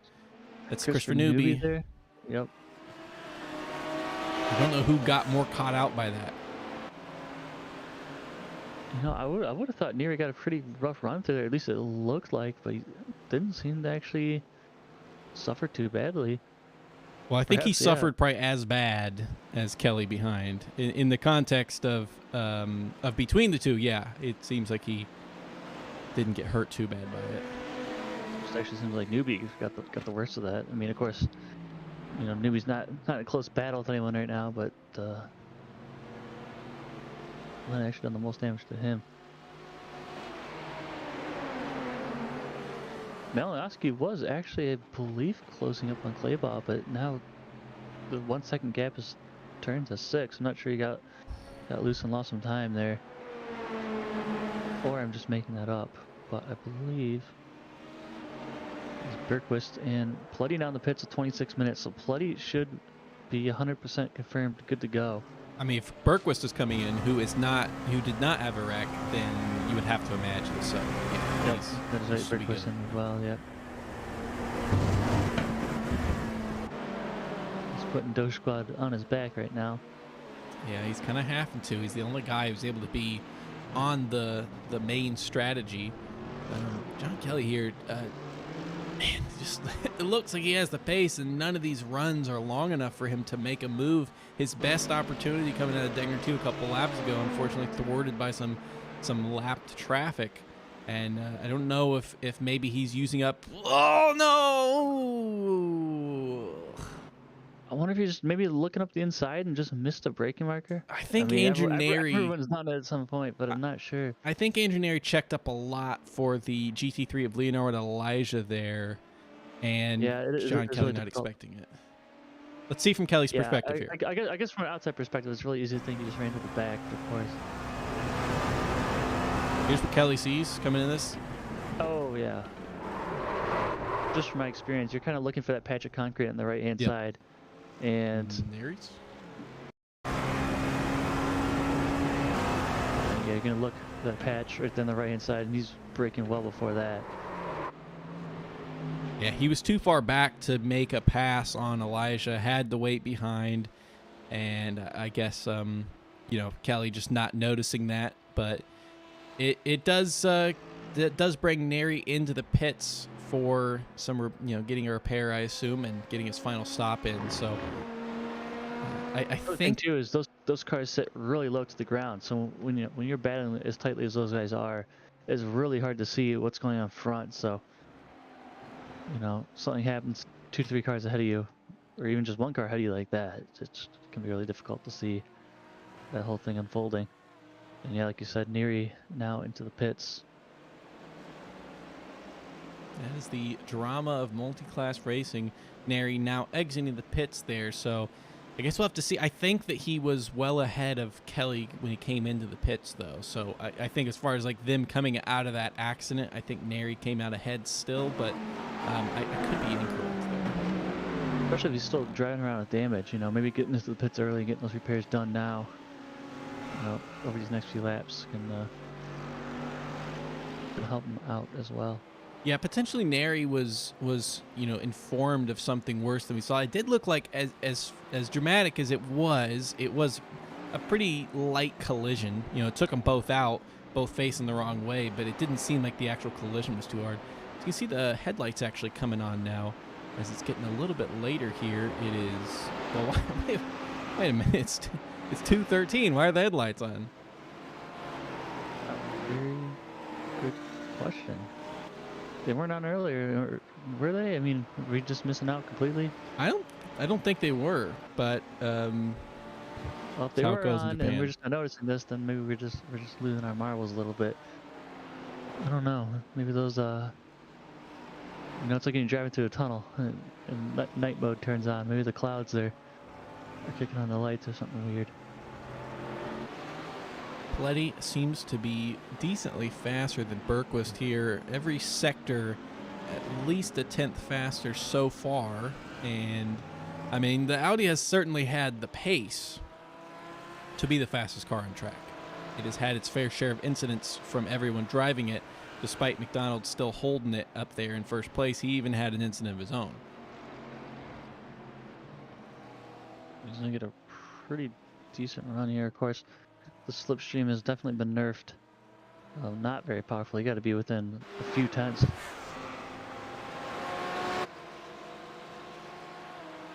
But Bloody, of course. I was going to say Bloody are only 2 lap old tires, but actually, so is Request. Oh, you saw that there. We almost saw a replay. That got scary. That was a twitch there right at the start of, or I guess almost the middle of 130R, right where he had that incident last time. Had a good job hanging on to that. Learned from his experience. Don't want to make the same mistake twice. About to get lapped there, McDonald as well. Yeah, hey, and this is Jeff McDonald, Travis Bell. Travis Bell, after just falling a little bit behind, just not able to hang with him. Jeff McDonald's still pumping in sub 201s. Actually, I think he's the only driver on track doing so. Travis Bell actually pretty close, but yeah, still very possible for Bell, especially again, like we just said, if McDonald has an issue with that Audi on one of these curbs here, but it does seem like maybe until or unless an incident happens, he does have the car advantage.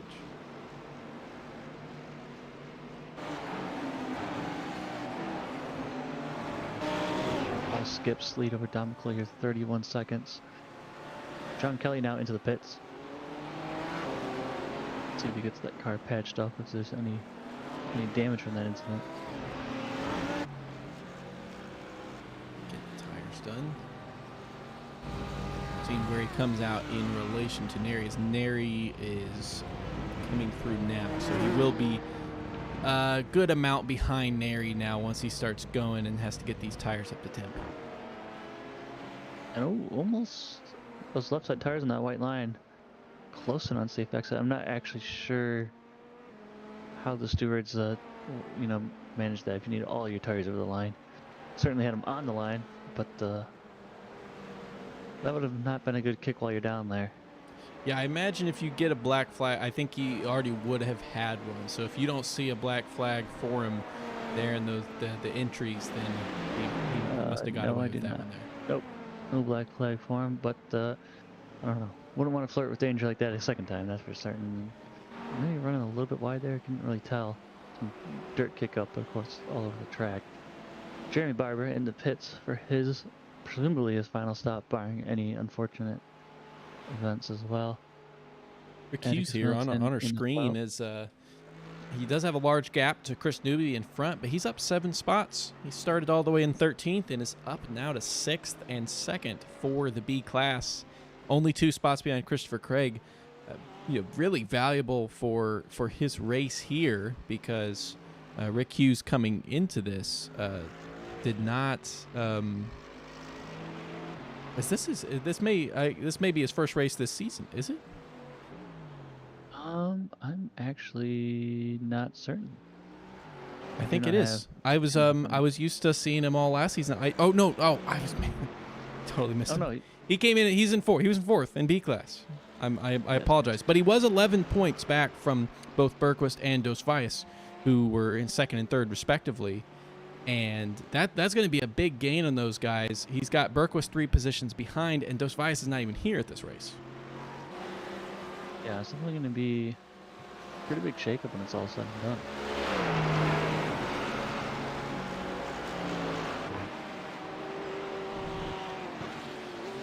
With just under 20 minutes to go, Paul Skip, you see there, is coming into the pits for his final stop.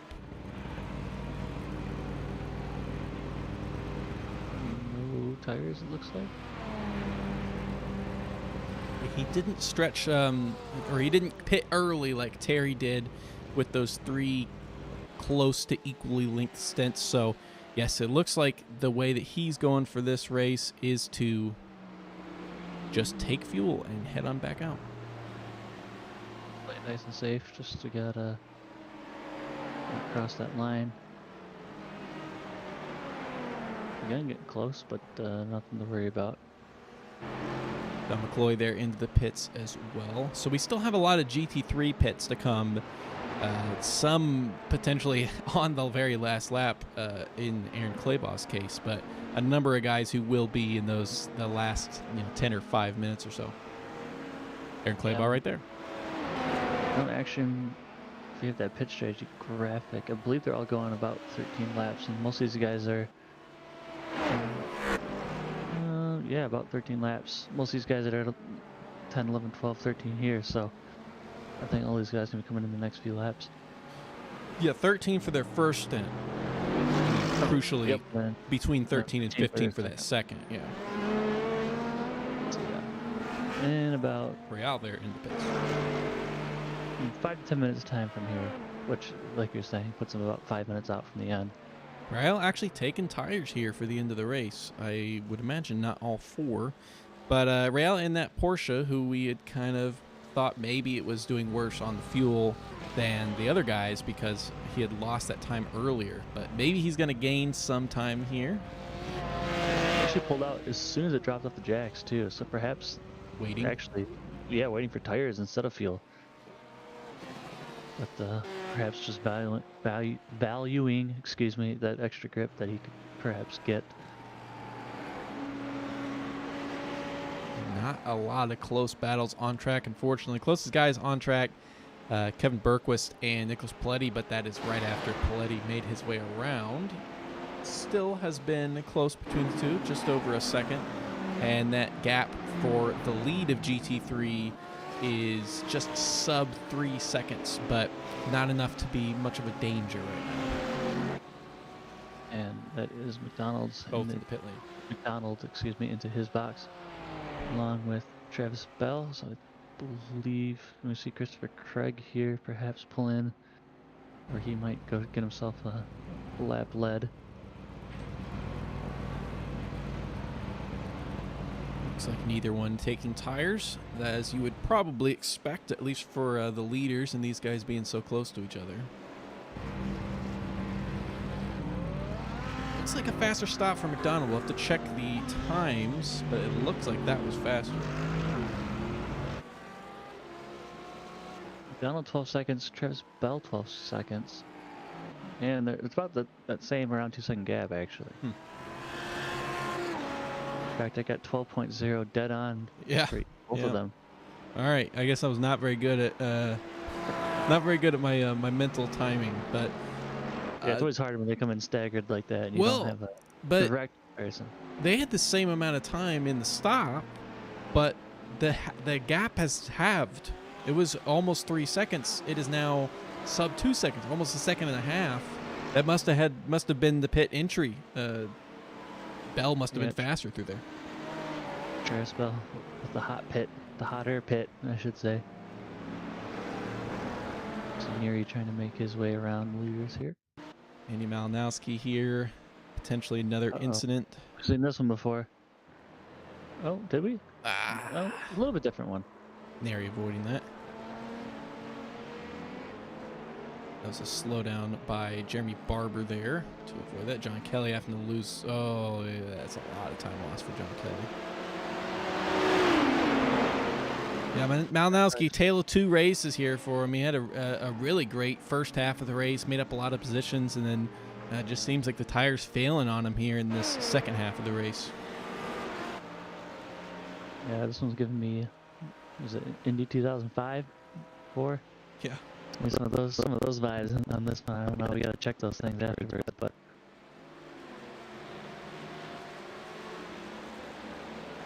So obviously we are well off of our fastest laps of the race, but both of our leaders are the ones with the fastest laps of the race so far. It's been a while, I think, since that probably has happened, that we've had, assuming that that's how it ends, because I don't think really anybody's able to put in the kind of times that they had before. I'll bring up their last lap times next to it, and you can see here Paul himself was 2 seconds off. However, Don McCloy just put in his fastest lap of the race, so he is really the only guy on track that's even close to doing something like that. believe so. Looking, yeah, everyone's best laps are running like 148s. Paul Skip running at 50.2, Calgar 51.4, Neary 51.1. That's not just McCloy's fastest lap. I mean, that is an objectively very fast lap as well. At just a few tenths off of Paul Skip in what I would have to imagine, just paying attention to the times that we're seeing from everybody, what I have to imagine is worse track conditions than when they started, despite some more rubber being laid down. And you can see that track map too. McCloy with a reasonable amount of clean air in front of him. Of course, on that last lap, you know, he would have been where about Neary is right now. So perhaps also just getting a good run with no traffic, which can really slow you down a lot of places here. Whoa, McDonald losing it in Spoon. Oh, but Bell couldn't go anywhere. save. Bell's making his way. They're stuck. They're stuck together. All right, Bell makes his way through. He is in the lead. Jeff McDonald. I mean, it's too late for him to fight back on pace. This is Travis Bell's to win. As long as Travis Bell's toe links are all in check. I mean, I think we would know by now if it wasn't, especially in the corner at this high speed. And his prayers have been answered. This was Bell. Just nowhere to go. He looked like he was going to try and hug that curb, and then didn't want to lose it on the grass. Late decision to go to the outside. He just, you know, I don't think he had a. There was no right answer there, was there? That was the best that he was going to get, and I mean, it's a first place. I assume he's not on the edge of getting a penalty for incident points. Hopefully that didn't take him over that limit to get some points, but I mean, a win is a win. Jeff McDonald coming into the pits for that final stop, potentially fixing up any minor damage that may have arisen from that, but it cost him at least one incident point. He's at 6 now. I'm presuming that was a 4x, so it did take him over that 5x limit. That's an impressive run in this race. Malinowski now on 19, Stanley on 18, Hughes on 18, Bergquist 17, and Kleber on 15. Claybaugh there is the driver that we're seeing if just maybe he's able to make some magic happen and get the fuel to work. Unlikely, unfortunately. And Travis Bell here should comfortably come away with the win after his pit stop. Just, or I guess he doesn't need that. That was what McDonald came into the pits because he had a free pit stop. Kleber is about to just finish his 11th lap of the stint, so he's got about 4 more to go. Yeah. It's about 8 minutes, so he's going to do short. 1 lap fuel. But he has, Bergquist and Floody right behind him, so he's going to lose 2 spots of it. Should be fine for Rick Hughes, but Kenneth Stanley making his way around Dan Coleman. Hard battle through Dunlop here. I think coming into the Degner. Oh, another one around the outside.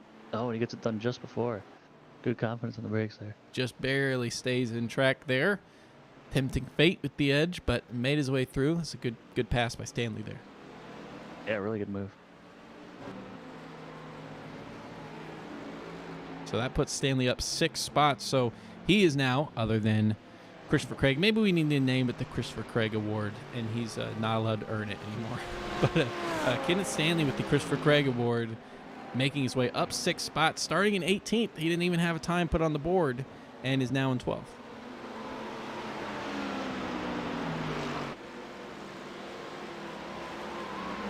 So close to that podium there too. Had a really solid race. This is by merit of that pit stop for McDonald, trying to get some, any potential damage fixed. That this will be one of the largest margins of victory for the GT3 class this season. I would say that with how competitive it's been this year, and given that we're going to have some more uncertainty thrown into it with some more rare tracks coming up, this really may be the largest margin of victory for the entire season as a whole. 32 seconds. Yeah. Great job by Paul Skip too, just managing those tires. The other thing to pay attention to as well is that this is race 5, and after this race, we will have tentatively the first drop week accounted for. With 10 races, 2 drops, 5 races in, we'll have that first drop week accounted for. A driver on screen right here that we're looking at who's about to win this race is going to benefit him greatly, because anyone who's been following all these races here, again, he was our champion for GTD AM last season by a mile. This season, he had to miss the first race.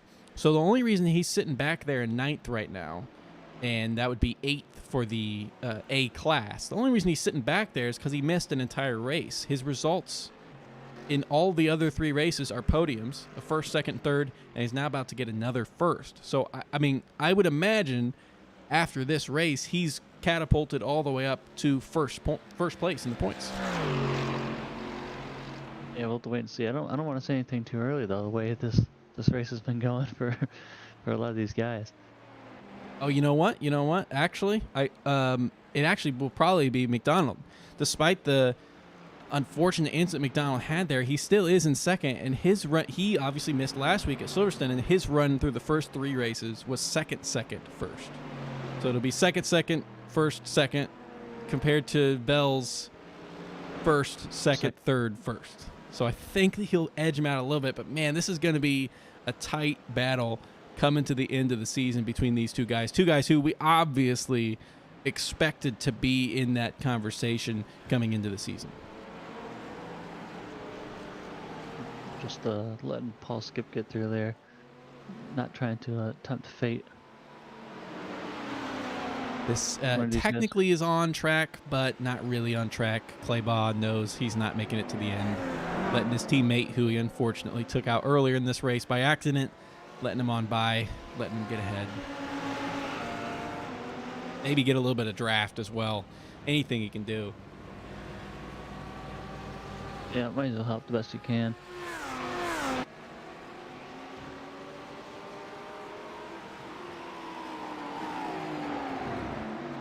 Turn 1. Yeah, looking like Paletti will be all right, and coming home in 6th place is a pretty good outcome, given that he's been in 2 pretty significant incidents.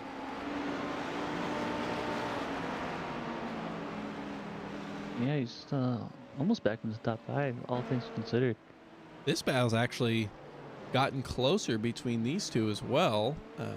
Neri and Kelly again. We saw the dramatic incident in Spoon, which we're coming up to just here in this next turn, but Neri has been quite a bit slower actually over the last few laps. 7 tenths, 1.1 seconds, 8 tenths, 7 tenths, 3 tenths. And there's enough laps for Kelly to make the pass. Was it Kelly that we saw taking tires as well? Do I have that right? Well, Kelly came in to pit first between the, Neri came in to pit first between the two. I don't know if we caught I don't know if we caught their actual pits on camera, so I don't know if either one took tires. Oh, I think I'm thinking of Daniel Real, I believe. Real did take tires. Porsche, that was him. I don't know why I got that so confused, but yeah, really chunking away. I can't tell if this is serious or not here. Let's see. Spletty coming into Spoon, and the car steps, or the hairpin. Oh man, they just wrecked each other again almost. I can't. You can hardly believe it.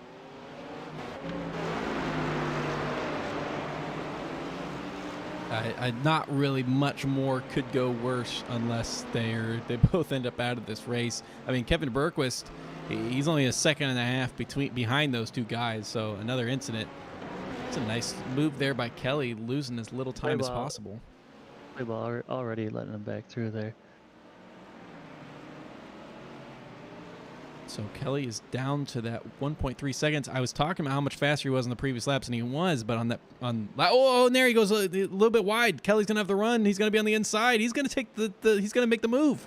He's gonna be first for the B class of the LMP2s, and I don't know if Neri has anything in those tires to fight back.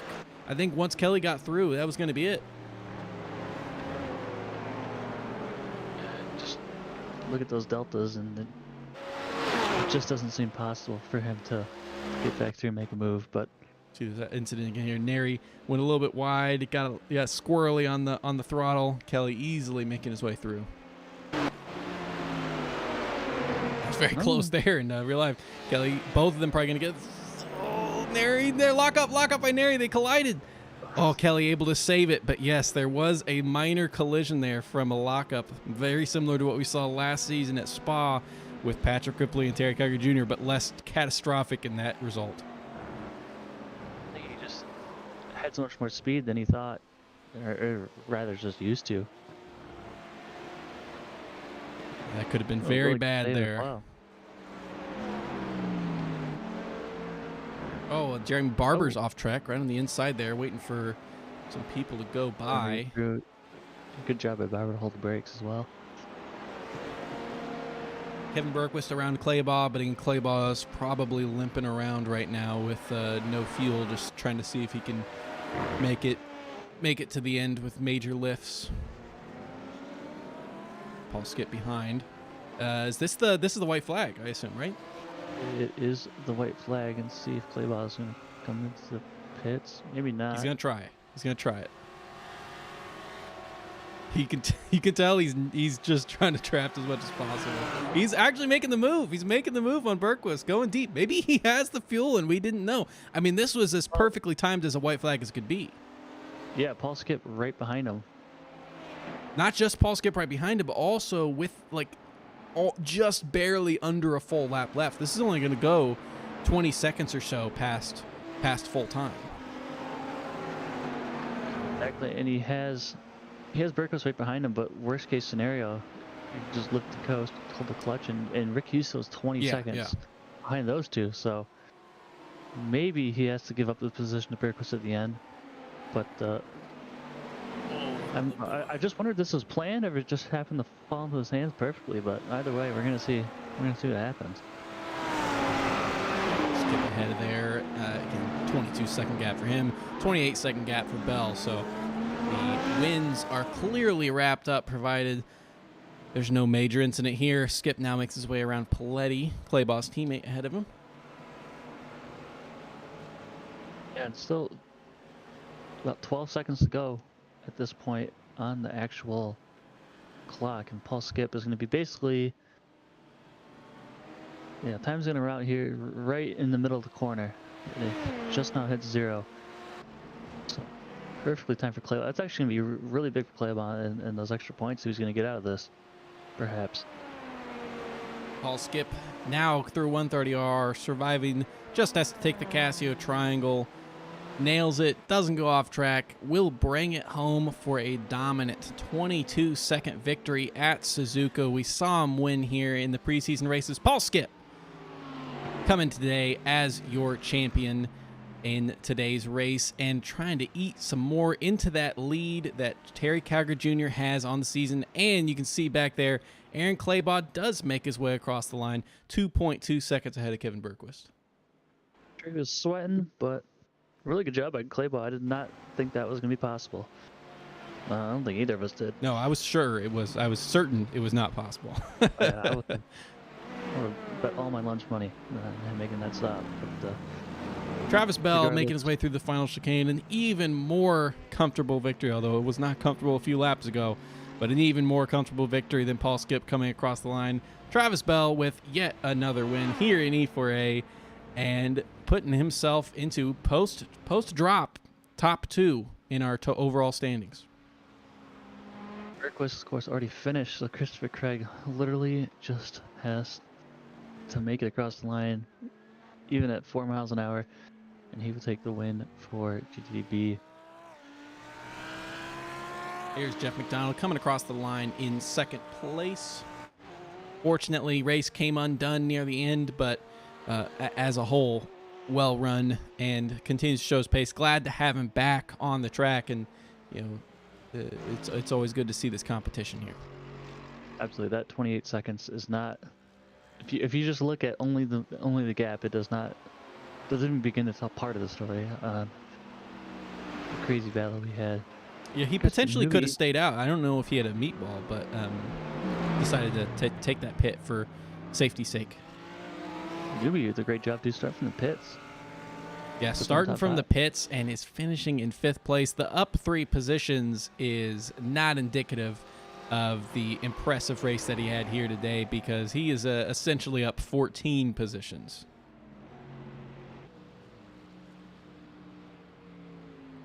Leonardo Elijah there, right behind, coming across the line, and that is everybody. It was a tough race for these guys, but that was a fun one to watch. Now, going to our final results for the race, our LMP2 class, Paul Skip comes away as the winner, 22 seconds ahead of Terry Cager Jr. with Don McCloy in 3rd place. John Kelly comes away with the B class win in 4th place, only 3 seconds ahead of Andrew Neri, Steve Cubay just behind him, and Mark Dillon Jr. rounding out the field in 7th place.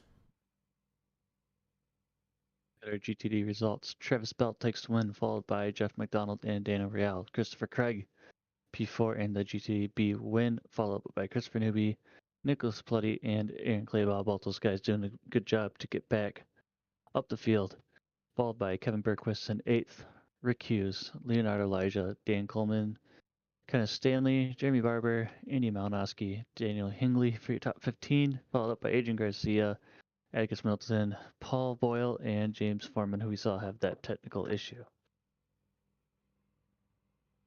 All right, let's hear from some of our winners today. Let's see if we can grab Paul Skip here if he has us in the booth. Loud and clear. Looks like you and Terry had, quite the battle going on. Got off to a good start, caught some traffic at the wrong time, but you're able to finally get back ahead of them and seem to have a pretty comfortable margin of victory there, just opting to not take tires and just keep everything under control. Yeah, early on I had that skills issue, trying to go around the outside of Boyal, and that kind of calmed me down there a little bit with the GT3s. There really wasn't a lot of good places to pass, but there were some if you were willing to be a little brave, I guess. It seemed like a lot of people are almost like you couldn't catch traffic in good time at all there, could you? No, I mean, outside of like maybe going onto the front straightaway or the back straightaway, there was no good place to catch anybody. It just, there toward about the middle when I started building a big enough gap, I was like, I'll just wait for the exit, just try to calm down and stay calm. Paul, when you got that lead back again in that kerfuffle and the hairpin, you were 3 or 4 cars back coming into that. Could you see that kind of playing out in front of you? Because you were the first guy on the scene to really avoid most of it. Was that when Terry and I ran into the top 3 GT3 guys? Yes. Yeah, I didn't want to get in the middle of that. We were coming out of Spoon there, and I'm waiting for him, and then all of a sudden, next thing I know, I was like, "Oh, there's Terry on my left," and I just kind of waited a little bit because I knew I could outrun him down the straightaway to 130R or whatever it is at the end. Yep, we are now moving on to Donington, Coda, and in India, a few more of the niche tracks that me and ZP were talking about. Obviously a good race. You're still right in the battle here. Looking forward to seeing you, and hope you have a good time out there next week. Thanks, guys. I appreciate it. And now see if we can get the feed. John Kelly, you got us in the booth. Hey guys, how are y'all? Really good. It seemed like you and Neri were basically glued to each other all race. You got into Yeah, the we back had a lot of there. fun. It was fun. We each had a miscommunication and hit each other, but it was it was certain places are very difficult to run up on a GT3 car. So it kind of worked out. Yeah, talk to us about the incident going in the Spoon there. It looked like when you got into the back of Andrew, was it just the GT3 braking earlier than perhaps thought? Well, it's totally my fault. I thought that if Andrew was going to follow him through, he would have just like eased off a little bit before we got to the corner. So I expected him to go to the inside and try to make a pass there. And instead, he slowed down to wait, and I was too close to him to keep from hitting him. When you Yeah, and it looked when like you made that pass coming out of that hairpin near the end of that, we saw you catching up quite a lot, and it seemed like maybe your tires were doing better. Did you expect that you'd actually be able to make that move for position there with just a couple laps remaining? Well, Andrew got loose coming out of the corner and almost lost it. There's nothing I was doing. He just did a good job of saving it and keeping it off the wall, but I had enough momentum to get by. And then I think he almost immediately caught a GT3 at the wrong place and gave me a couple seconds, and that was enough. Yeah, I took tires and he didn't. So I'm sure he was You a were lot wondering more about on that. edge than I was. I mean, I turned like, the last 5 laps, I was like, were the fastest my fastest laps of the race. So I was catching a little bit when we didn't have any traffic, but I wouldn't have caught him if, we went through periods where he got lucky with traffic and then I got lucky a while. And it was a good race. It was a shame that, we had to get together there at the end. It would have been interesting next couple of laps, I think. yeah, it was definitely we were chasing him down. I think it's 6 or 7 tenths a lap there. We weren't sure if you took tires or not. But Yeah. anyways, going to next week is Donington. Is that a track you're familiar with? Yeah, I like Donington. I don't know though. It is so fast in the LMP cars. It is. I mean, it is ridiculous how fast they are there. And I think the closing speed on some of those corners is going to be very high. So the traffic management is going to determine who does well for that. I don't know. Are we doing the long version or are we doing the chicane version? I believe we're doing the long version. Yes. Yeah, yep, with Oh, the Lord. boot on it. Yeah.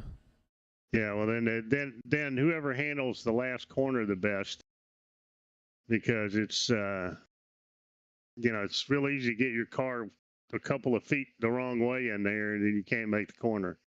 So it's I think it'll be fun for us. I almost hope we have another field size kind of like we had tonight. It would be much more manageable. If we had a full field there, it would be, oh my. Wild for sure. Yeah, but yeah, it's so fast. It's so much fun to drive there because with all the aero grip we have on the LMP2, it just some of those corners are, unbelievable almost. So. But Absolutely. I'll tell you what, 71 years old, I'm really damn tired right now. I guarantee you that. I mean, in a slower car, Suzuka is long and you got a lot of space between corners, but not in an LP. It's like a much shorter track in a GT3 car, but there's something going on all the time. So. Well, congratulations on your win tonight. Hopefully, we'll see you out there next time and get a chance to talk to you again. All right. Thanks for broadcasting, guys. We'll talk to you soon.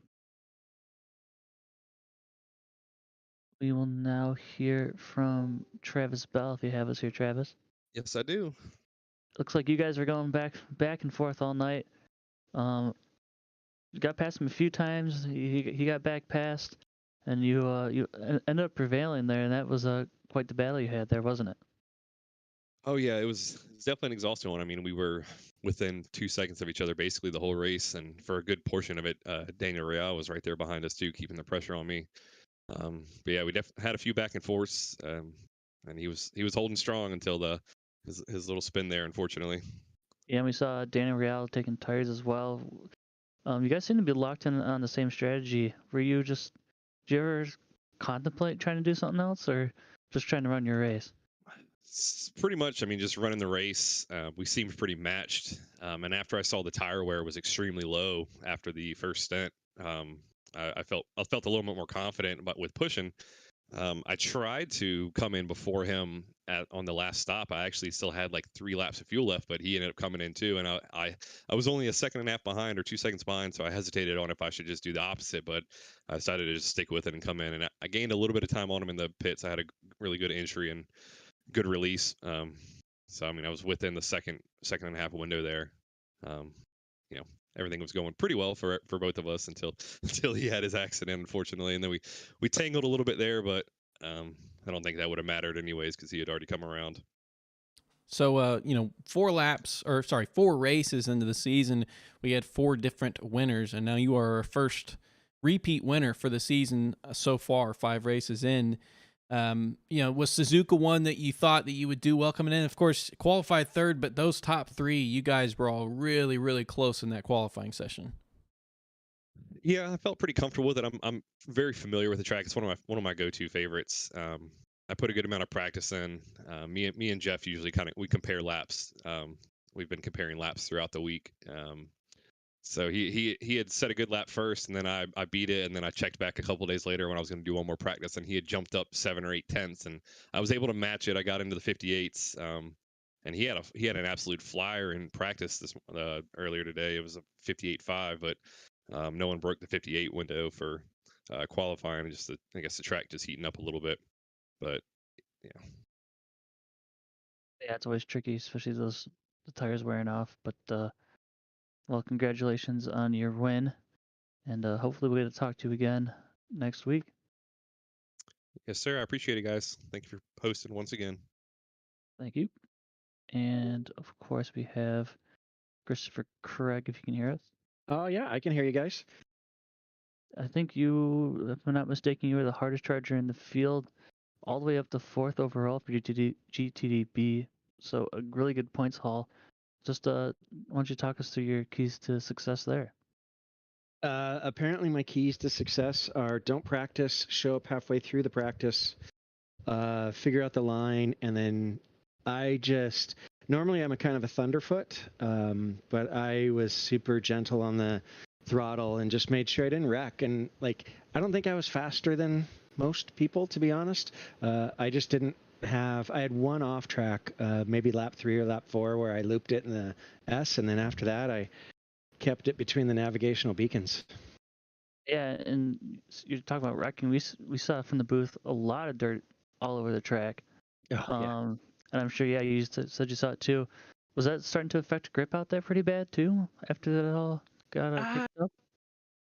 I'm sure it affected it some. I can't really say how much.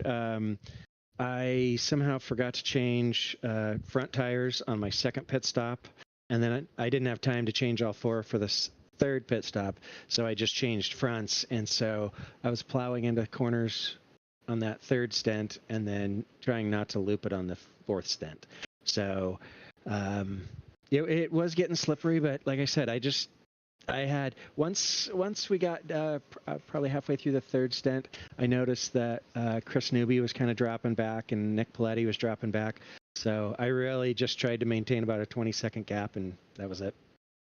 Coming into this race here, including this race, well, that's 4 of 5 races where you've been the top finishing B-class driver, effectively getting a B-class win, and a lot of those coming with at least a couple positions between you and the next guy in your class crossing the line. So, I mean, what's been, your grade, what's been the biggest impact on your success so far this season? You came in to tonight with a 14-point lead, and you're coming out with an even greater lead than you had coming in. So a lot. You'll laugh at this, but I started meditating about 2.5, 3 months ago, and that has helped me keep my emotions much more in check. My heart rate used to get in the 110s, 120 for the whole race, and now it's more like in the 80s, mid 80s. So I think I've controlled my emotions a lot more, and thereby my Thunderfoot has kind of relaxed a little bit. I'm going for the results and not trying to pass every car. So I think it's just a more patient style. I've come into understanding the Merc a little bit better. I don't always drive it, but if I don't have time to practice, it's the car I'm going to take. So, yeah, I would just say it's patience, a little understanding myself a little better, and getting to know the car. Yeah, definitely just keeping your emotions, of course. Yeah. You know, just not driving angry, stops you Yep. making mistakes, saves tires, saves fuel, all that good stuff. Yep. Going to Donington, definitely a smaller track, a little more niche. Perhaps maybe a few more minutes of practice for next week, huh? Oh yeah. Uh, If I don't, turn 3 will spit me out every time. Absolutely, but hopefully we'll see that Christopher Craig Awards, we're going to call it, come back, and see you here again next week. All right, I appreciate that. Hey Zach, I don't know if you're aware, but I'm now posting up the results. Did you pick your driver of the day yet? I will have to get that to you after I pour through this because there's just so much going on. Okay. That could be anyone, but I'll definitely get that to you shortly. All right, well, send it in Discord and I'll post it up when I get it. And you guys no have a great night. Thanks again for everything you guys are doing. Rock stars, you make this a much better experience. Thank you. Thanks, guys. Well, another fantastic race, action start to finish, a couple dominant wins, but that didn't stop us from having some nice action. So great race here at Suzuka, coming up to Donington, another tough track, another short one, and one that is going to be a little bit of a surprise for some people who maybe have never run it at all, or at the very least have not done it very much. So I'm absolutely looking forward to next week. It's gonna be a lot of fun. So everyone, be here same time next week, and you will see Endurance for Amateurs racing again at Donington. Everybody, have a good night.